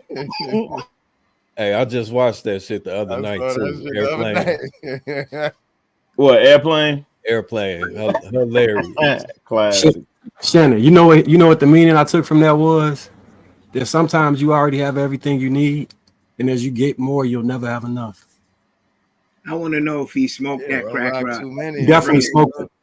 I seen him go smoke it like as soon as he left. He went over there and smoked. We were sitting on the porch. He got served and went and smoked that rock. But you thought he was gonna sit on it, man. That shit gone. Listen, man, there's a crackhead somewhere that's a millionaire. There's a homeless dude on Skid Row right now. Got it sitting on $1 million. You know, can't judge a book by its cover. Or they had $1 million at one point. You know what I'm saying, Yeah. and lost it all. So I've personally, since a child, I've always looked towards the people that I encountered and thought, what can I take from them? What can I use in this conversation that that I'm having with them? I want to have this conversation with them just to see, okay, well, what decision did you make that got you into this position? So I know to avoid it. What decision did you make so that I know not to follow this same path that you did, and I know to take the opposite path? So we have to truly utilize the world that we're surrounded by, and pay attention to what's going on and apply it to yourself to become the best you, the best version of you. This is A lot of people aren't smart like that though, Viz. That's a very intelligent method that you use, a process of elimination to avoid pitfalls. For instance, if you know that you can lose your driver's license, then you might not want to drink and drive. If you know what I'm saying, that you can die from HIV and you can only contract HIV, well, not only, but typically contract HIV with unprotected sex, then you either abstain from sex or you wear a Jimmy hat. But a lot of people they're not as bright and as intelligent and utilize that reverse thinking like we do. Shan, you know what helped me? I don't know if y'all remember this, but it was like 9 o'clock every night when BET Uncut was about to come on. That AIDS commercial popped up, and that was right around the time where you would be getting action every time. And that shit popped up every day. I was like, oh yeah, I wore rubber all the time based off of that shit. Hey, but Shan, that goes back to what old boy was trying to say, as if it was a bad thing of holding a high expectation of yourself. You know what I'm saying? Like there were people that believed in me, and the fact that they believed in me, I was forced. It was a constant reminder for me to continue to believe in myself and hold myself to a higher expectation. So if we make that the norm, that can change the tides. You know, that takes a lot of responsibility too, though. So some of you guys know somebody who, whenever they get a modicum of success, they throw a monkey wrench in the process so they can go right back to where they were. Some people self-sabotaging, some people operate well in poverty. It's like if they get a job, they're gonna screw that job up. They always screw the job up. They always are looking for another job somewhere. They always are getting fired. If if somebody gets a car, they always blowing the engine or tearing up the brakes or tearing something up. Some people don't want the responsibility of maintaining a good car, maintaining a good job. A good job means I'm going to have money. Money means I got to be able to get my own apartment. That means I got to pay bills and do all of that. I'd rather be out here just screwing shit up. So I hear what you're saying, but a lot of people don't got they can't take the pressure like you, Viz. They can't take the pressure like you, Marcus. They don't want that responsibility, and so they will screw shit up when it gets good, just so they can, they can swim in mayhem, in calamity, and poverty, somebody else, in chaos. Some people operate in chaos and live their entire lives that way because that's just what they know, and they don't want nothing better for themselves. Speaking of throwing a monkey wrench in your plan, did y'all see Queen of Kings go on that rant about the divested chick who had the white guy she was talking about? Oh my God, that was wild. That was wild. I went in the comments and I was like, hey, ladies, don't distance yourself from her now. Come on, sisterhood, stick with your girl. Hey, but Shannon, the thing though is that this is King's talk, right? So if you want to live a mediocre life, if you want to live that type of lifestyle, if you don't want to achieve and become the best version of you, you're okay and content with where you are, then by all means, stay there. Just don't blame nobody else for it. All you can do is blame yourself. No, they're gonna blame somebody else. So I personally don't understand. I can't agree, and I get it. We're in a time where we are more aware of feelings and emotions and all that other stuff, and leading men with empathy, I think, has gotten us to the point where we are now, where, in my opinion, a lot of men are soft as fuck. This concept that he's saying, in my opinion, is a very soft approach to manhood. We talked about the standard earlier. Wait, leading with empathy is soft? I disagree with that. That's the understanding of it. Now, if he says sympathy, then I'll be like, all right, that's different. But empathy is just putting yourself in their shoes. That's like understanding their perspective more so when you speak about empathy. Yeah. And I think we kind of have to. I think it behooves us to. If we want to teach people, right, we have to, in order for us to effectively teach them, then we have to know what angle they're coming from, what position they're in, to better help them, right? If we know where they're coming from, like let's say we can relate to their background or relate to a situation they had, we will be much more equipped to advise them on what they need to do next to get where they want to go. Well, Trey, I think there's no respect. The disconnect is there's no respect without empathy.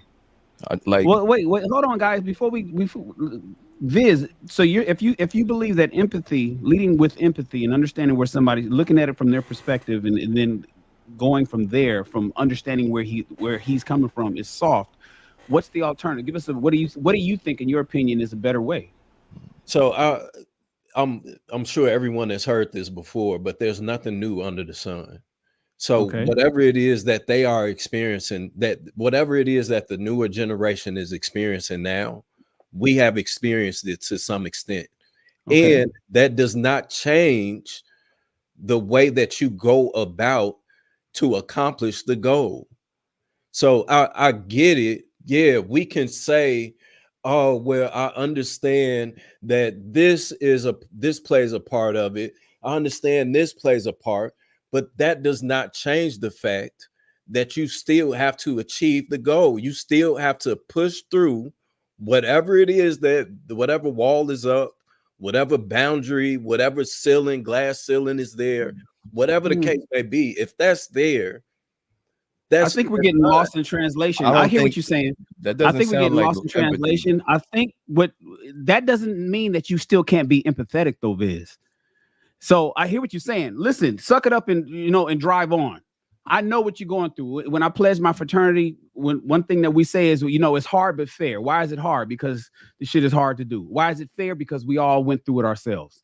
So if nothing new is under the sun, Viz, and you dealing with some shit that I dealt with, you could still drive somebody to excellence being empathetic. In fact, wouldn't your empathy give you more reason as to why you know what's best for that person? That's fair. I'm only saying that because of the context of the previous things that he's saying. To me, it just seems as if he's creating excuses as to why we shouldn't hold people to a high standard. We shouldn't have a high expectation. I knew we were lost in translation. You agree, ultimately. I see what you're saying. This is me going off of what it is that he has previously said. So if he just recently said that we shouldn't be holding 20-year-olds to a high expectation, and then he follows up with it saying that that we need to lead with empathy, that to me that sounds like some victim mindset. All right, I want to respond to that, because let's think about the difference between what you're saying and leading with empathy, right? Because empathy is understanding, putting your minds in the mind frame of a 20-year-old that makes mistakes, right? That has their whole life ahead of them, right? An entire life to go do better things.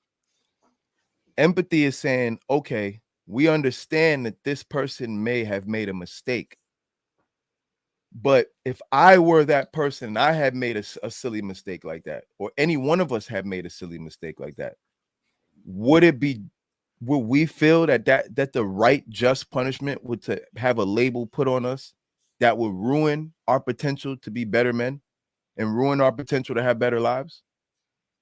You get what I'm saying? Like I don't think the empathetic way would be, oh, nail him to the cross. Because if we take that approach, then we would have to agree with the way police treat people, right? Because it's up, they acting up, shoot his ass. Why give him empathy? I think that when you give people empathy, you give them the opportunity to grow. You give them the opportunity to change. You give them the opportunity to be human. Like, we're all people at the end of the day. And at the end of the day, we all live here together. It's one of the reasons why, Clout, that we want police officers from our neighborhood to police our neighborhood. To have empathy, but we want them to have empathy. We want them to see a young black kid and say, that could be my son making this mistake. That could be my son with his friends vandalizing this building. Maybe I shouldn't shoot him. Maybe I need to talk to him and find out what's going on. Oh, he talks to him. Damn, something's going on at home with his grandmother, this and that and that. This and that. Maybe the kid always wanted to be a police officer. Maybe now he could have a new role model as opposed to being shot. But that all comes from empathy. So I gotta ask you this, Klaus, real quick. I gotta ask you a question real quick, brother. So what crime will a kid commit? What crime will a kid commit, or will somebody commit, and we should treat them with empathy? And what crime would somebody commit and we don't treat them with empathy? Well, I think in this particular situation, we weren't talking about something where a particular crime was committed. Like the kid wasn't being charged with a specific crime, but what he did was morally wrong, right? So it's not necessarily a situation of a crime. But I think a heinous crime is a heinous crime. You know, rape, killing. Okay. You know, all of those things. You Okay. deserve No, punishment. no, let's use shoplifting. Oh, I can go gang banging. I got think- empathy for young gangbangers because I understand what the hell Yeah. I understand the think peer I'm pressure not saying behind it. no punishment. We can talk about We're never shoplifting. saying no punishment, because even punishment requires empathy to say, you know what? I can understand that if this kid don't get some straightening now, it's gonna fuck his life up. He needs harsh punishment. And maybe empathy might lead you to do that. You get what I'm saying? So I definitely think as men, it's a great thing to utilize empathy. It's a great way. Empathy is a great way also for us to control our emotions, because a man that can control his emotions are dangerous. When you're talking to somebody and you're looking at them, and let's say somebody's angry with you, if you just in your feelings, you might just react. You're like, who you talking to? But if you're in your empathy, you might be like, okay, why is he mad? Okay, dude's mad because he thinks I'm trying to flirt with his girl. Maybe I can try to reassure him that that wasn't the case. Hey, look, man, I understand why you mad. I would be mad if I was you too. Oh, now he hears that and he's like, whoa, whoa, whoa, whoa. Wait, I'm heard? You feel what I'm saying? Yeah, but I that's all didn't. I'm trying to say, bro. And now something that could have been a violent situation is a smooth conversation because of empathy. Really, have you ever had any young ladies come into your store and shoplift anything like underwear? Dang, I've had shoplift. Well, yeah, I've had shoplifters. Yes. Yeah, I remember back in my retail days, I had some young black girls, man, and I'm the manager, and my loss prevention team wanted to just get them arrested because they was taking a whole lot of draws. The young girls, 13, 14, was stealing panties and underwear, and I had to, you know, when they got caught. They were crying and all of that kind of stuff. I was like, well, what were they taking? I'm thinking they stealing jewelry. Were they stealing some shoes? They were stealing pants. They were stealing underwear because they didn't have any at home. Loss prevention, these dudes that didn't look like us wanted to nail them to the cross. Hell and I'm yeah. like, no. We're not going to do that. We're not going to do that. What were they taking? And then I turned around and I ended up buying them all the underwear that they want. And I'm the manager. I could have wrote it off if I wanted to, but I bought it so I could teach a lesson, because now I can't empathize with them because I'm not a woman and I don't need panties and bras, but I sympathize with them because I understand where they were coming from. So I think, Viz, is what we're saying is empathy is not necessarily a bad way to police people. Don't be soft, though, I think is what you're trying to say, especially when you know better. Viz, I think, is trying to say, hey, if you know better, fuck that.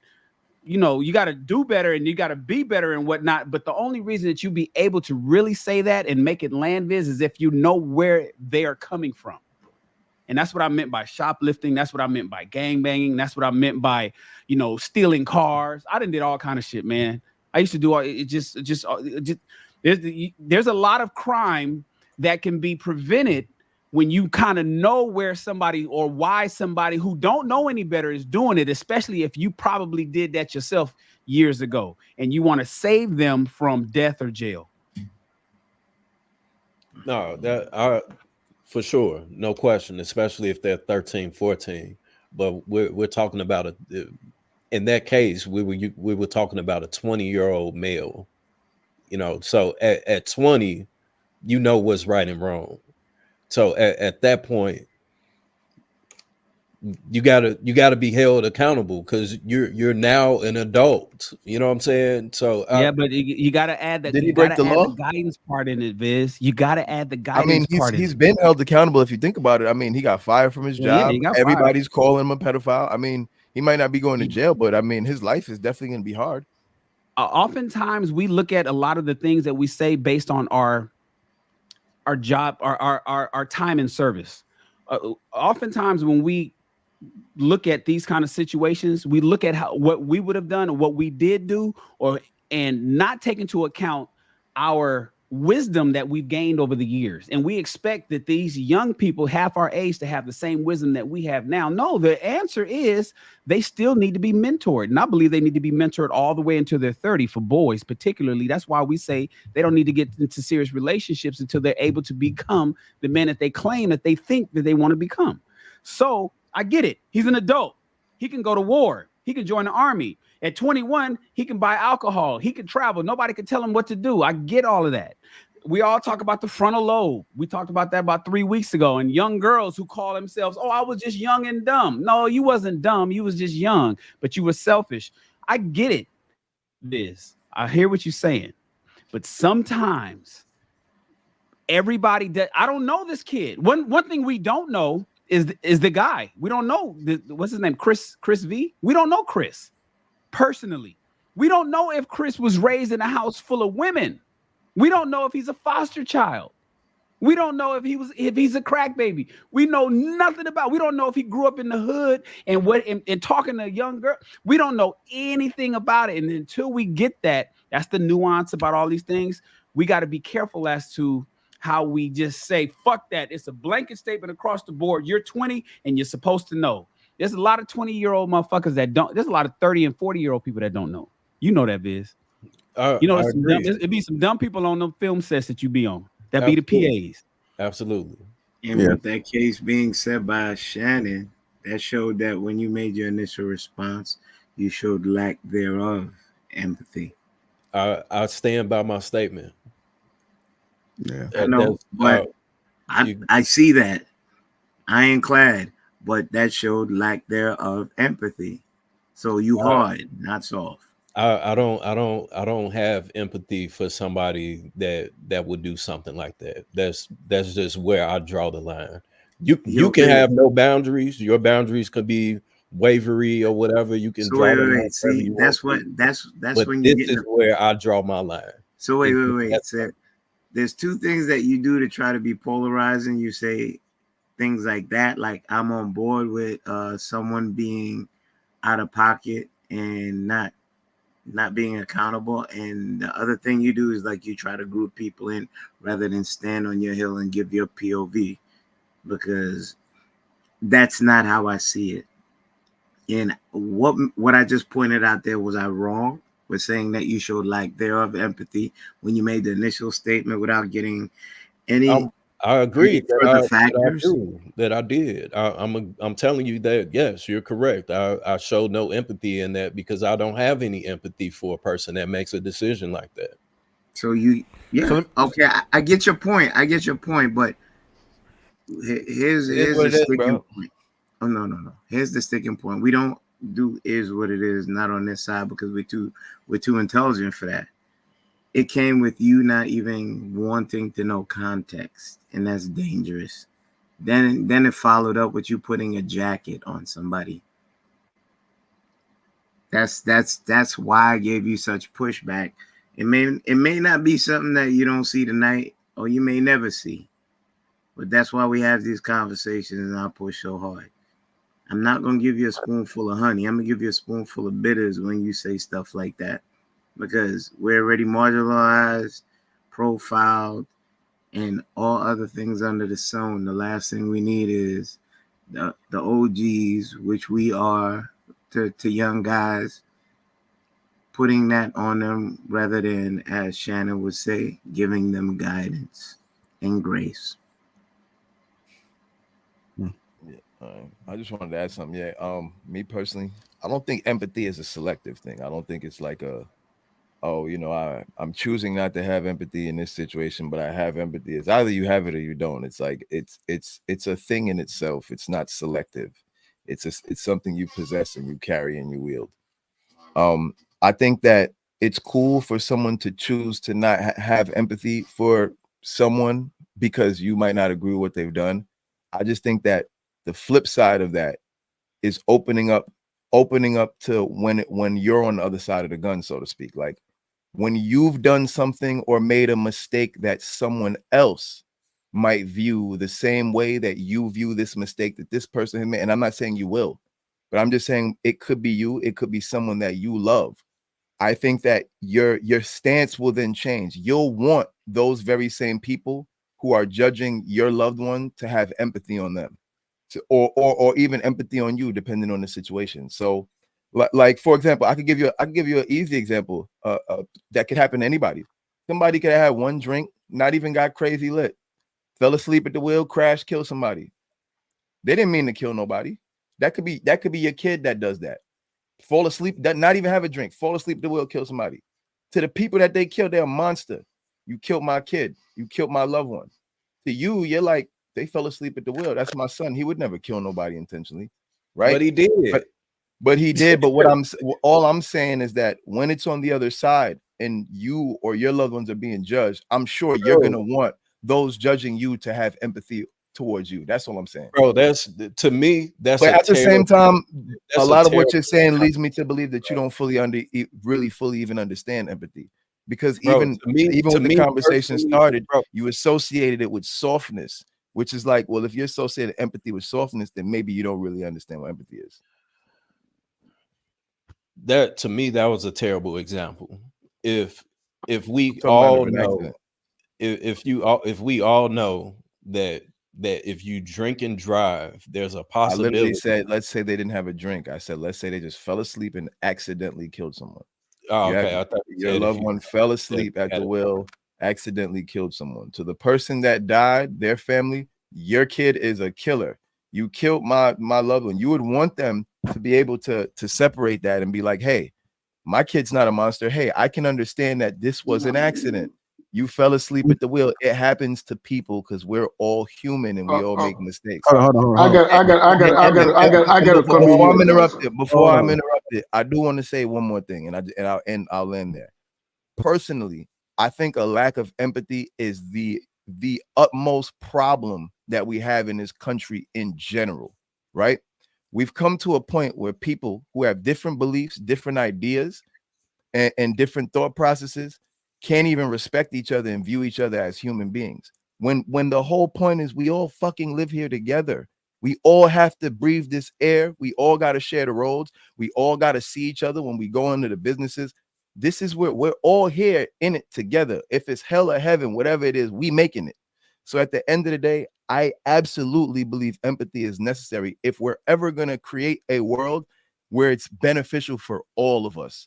This world where it's like you're a devil because you believe that and you're a devil because you believe that shit is retarded. Like you have to have a moment to step outside of your own beliefs and look at other people as human and understand that they have different issues than you. And maybe they have a reason for having those issues. And maybe they have a purpose and have different experiences. And maybe it makes sense to try to understand those people and understand where they're coming from to meet common ground instead of just being like, you're that, you're that, you're that. I can't fuck with you because you're that, you're that. Everybody's what they are for a reason. And sometimes it's for the same reason why you're what you are. So at the end of the day, it's like people got to open up their minds a little bit. Like we're getting to a point where we're losing humanity. You know what I mean? Like we're all humans. And I'm going to keep saying that. Because we're fucking human. We're people. We're all people. We all breathe the same air. We all shit the same. We all eat the same. We all sleep the same. We need a certain level of love, I gotta respect, disagree a and little empathy for one bit, another. brother. Well, you don't have to I interrupt me understand, to but disagree. Well, I'm gonna end there. no, but you can't go forever. I'm gonna I end there. gotta I said what I disagree a said. little. I I gotta disagree a little bit. There is a point that you made earlier that I agree with. If somebody falls asleep on the steering, yeah, persecution is good to deter, but it's not something that we can use empathy on. Cloud, I'm talking to you and Viz. Viz, you gotta. It's circumstantial. You can't just be hands on law on everything that happens, especially accidents. Somebody falling asleep on the steering, but at the same time, the person cannot be let scot free because we are being told that when you when you falling asleep or start falling asleep on the steering, it's advisable that you pull over and get in sleep or at gas station or resting place. I will use I will use a case. So case in point, I was driving from Houston about 5 years ago. I went from Dallas to Houston, and then I finished what I was doing. I dropped off something in Houston, and then turned back around and started coming to Dallas. Right after Centerville, that's between Dallas and Houston, the middle of it's called Centerville, but also it's the middle of Dallas. It's between Dallas and Houston. That's the midpoint.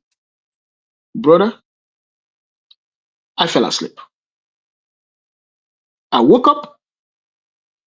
I asked myself, how long did I drive? And once I hit the next resting place, I slept for 2 hours. In fact, I was struggling to wake up. That shouldn't happen. It shouldn't happen.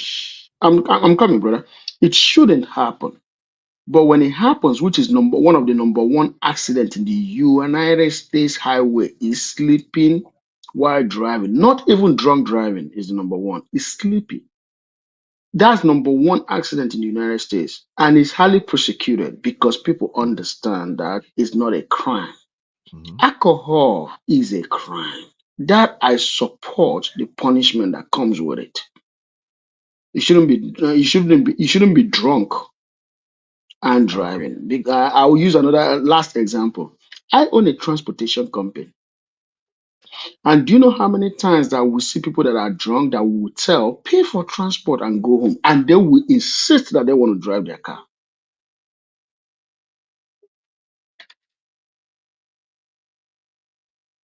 Is that it? So let me just well, clarify. I just want to say I agree with punishment. I don't think punishment is wrong.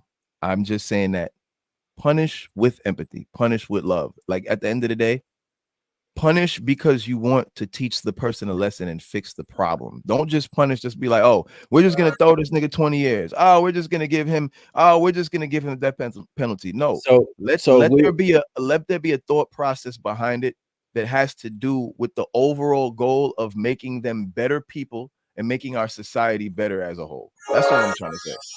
That's fair, and I get what you're saying. I get the perspective, but I also feel that again, under certain circumstances, there shouldn't be any empathy that'll be implied under certain circumstances. If somebody fell asleep behind the wheel, I can't expect for the family of the person that they lost to be empathetic. You know what I'm saying? Because they lost a loved one. So if that's their choice, if they choose to do that or not. Now, So what am if I they run around supposed to calling have? your kid a murderer? No. But Viz, you're the judge. You're the judge in the court case. So now, so I understand that you can't see the family being empathetic, but you're the judge. This is a first-time offense. This person has an impeccable driving record, and they just got off a 14-hour shift, and they fell asleep and killed somebody. You, as the judge, now what do you do? Do you have any empathy at that point, or no?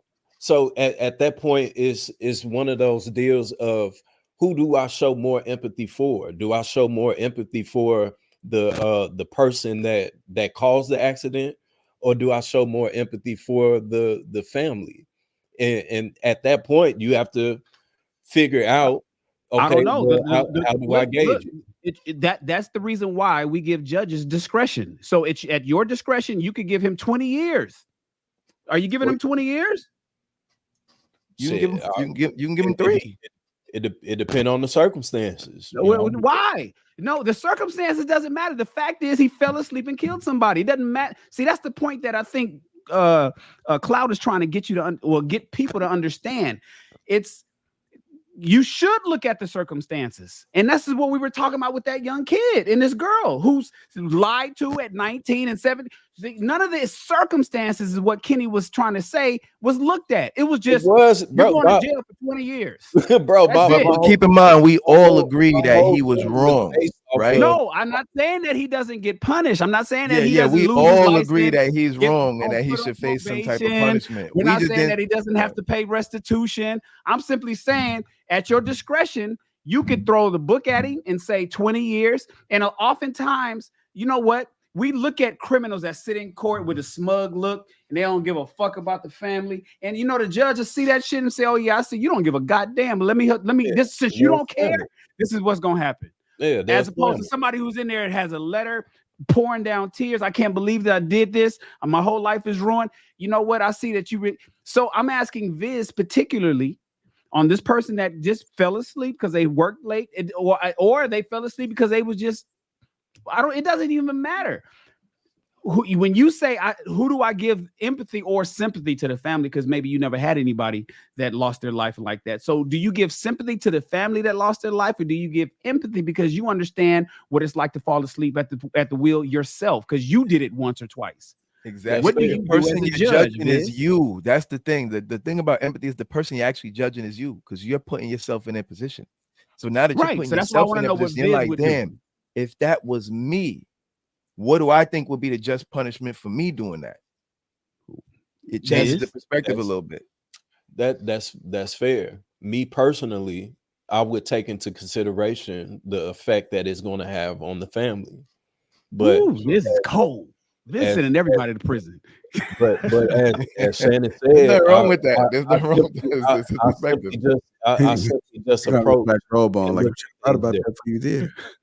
But I get what y'all saying. I get what y'all saying 100%. I think we got to the point in conversation we needed to get to. I think he understands the point. Like, Viz is like, fuck all y'all. I think Viz All gets y'all it. niggas going to Viz jail. is just Oh, I stern get on. it. He gets I it. I get think it. he's just I get it. stern on how he would handle certain stuff. But I think he's. I think we're at a point where we all on the same page. Yeah, no, I got it through the gate. You know what I'm saying? I just don't. Me personally, in this one situation, the fact is, and You this feel is me strongly about this. That's Yeah. I Is look there at any the particular fact. reason what You makes you go so hard on that? You still continue to Is there Yeah, any well, is particular there a reason you feel so strongly about it? Yeah, that's an interesting question. Yeah. What makes you feel so strongly and passionate about that particular topic?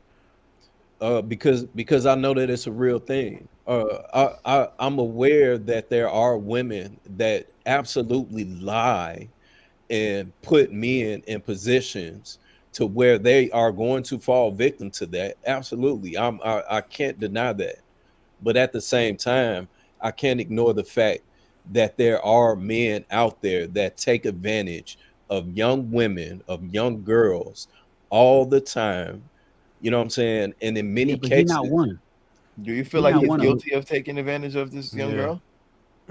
I think that again, with us visually being able to see that she acknowledged that she was 17, and he continued on with the conversation.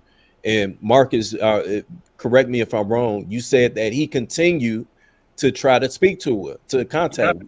Yeah, she showed screenshots of All right. him hitting her So up. to me, She could have deleted her part of it. You know how iPhones are. Anyways, go I ahead. got one more.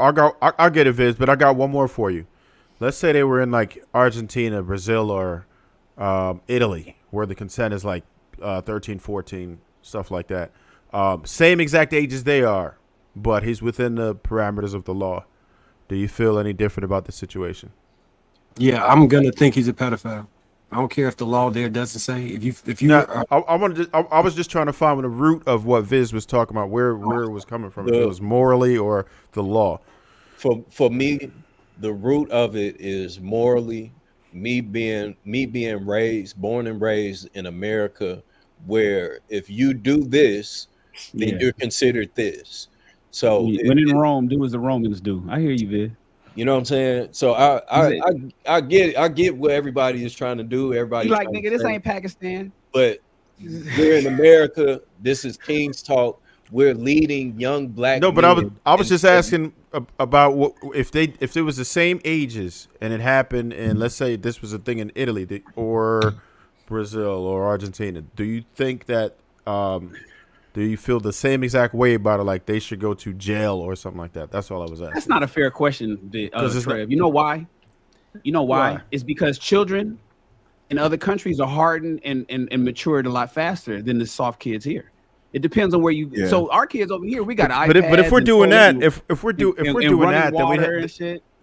But every kid is different. If we're going to do that, then what's really the baseline, Right, right? but that's At my that point. point- That's my point. And I think that's what Viz's point is. The culture of America, the culture of growing up in Minnesota, Los Angeles, New York is completely different than the culture of growing up in fucking Kazakhstan in the snow in the winter. So over here where you got fucking Netflix and coal and air and AC and cars and McDonald's on every corner and coal, you pee in clear water and shit in clear water and all this pampering that we have over here, there could be a mental thing that happens where, you know what, over here, don't mess with our children over here because they're not there yet. Whereas over in Kazakhstan, at 12 years old, you toting an AK-47 and is working at it and owns a shop. So do we compare the 12-year-old, the 13-year-old to the 12 and 13-year-old that's over here that's playing fucking Xbox? it's when in Rome. But at that point, in do America, we compare Los Angeles? If you're talking about, do we compare the kid in Beverly Hills to the person in Compton either? Because that's completely different therein lies circumstances that too. issue that we have with our own legal system. I mean, even You within know the what? states Yeah. that we have. Therein I was lies just the gonna it's say, really blurry, right? I was just gonna say, it seems as though not just the legal system, but the culture has not actually caught up with what's going on in the world, because it just seems like the things that signal adulthood marriage laws different too. in multiple different countries, right? So it's like a certain age might be an adult in a certain state or in a certain country, but at the same time, having sex is considered being an adult. But then some kids are having sex at a certain age, but then they're not a certain legal age. But then there's kids who are legal, but then they got jobs, and it's like it's very confusing. Yeah. It seems like They can drive over here, so they can drive over here and have heavy sex over here and have an apartment, but they're kids. And then it's like I think that there needs to be a more clear understanding of like what the rite of passage actually is for adulthood in America, because it just seems like it's kind of confusing. And with what's going on in the world, I think it's going to create issues like this more, because like this issue that happened with this kid, I mean, if you're wrong about him visiting, he's not, like, this isn't a pattern, and this was just a one-off mistake. This is a one-off mistake that can happen again, because what's the clear sign for a dude that's 21 to see the difference? If she says he's 19, how is that? Like she just says it, nothing's changed about her, but he believes she was 19. Nothing's changed. The only thing that changed is she's told him she's 17 verbally. But you trying to be persuasive? No, I'm just saying that I feel like there needs to be a little bit more concrete, clear lines just drawn in society in general around this topic. That's all I'm saying. I'm not trying to persuade anything. I have no. Yes, you are. Or you wouldn't be presenting your point the way you do. Clout. He is not going to move off that hill. I'm not trying to get him to move on everything. I'm just having conversation. We're having conversation at this point, at least to me. I'm not trying to persuade nobody. Yeah, no, we definitely. I'm just saying in general, since we are having King Talk and we talk about things like this, I'm just saying it seems as though this is something that's an issue and will continue to be an issue. It has to be actually formally addressed. That's all. My suggestion for the addressing was make the age 18 across the board. Once you hit 18, just don't mess with nobody under that age. But why 18, Marcus? What makes you feel what in your experience, in your human experience, tells you that 18 is good enough? Why not 23? Well, 18 is the minimum age where you can be considered an actual adult. Yeah, but said by who? That's said by a whole bunch of white people that made laws years ago. I'm asking you, why is 18 good enough for you? Because you said it wouldn't work even if you was in a different country where those laws where 18 is way too old. Where over there 14, right. But you said no, I don't care about where we are. And also to add to that question, right? Just to add something to it. How you might see somebody and you're like, oh, that's a cute person. Then you find out, oh, that's just like 17 or something. That cutoff that occurs in your brain where you're like, that's a baby. Under 18, that cutoff occurs in my brain.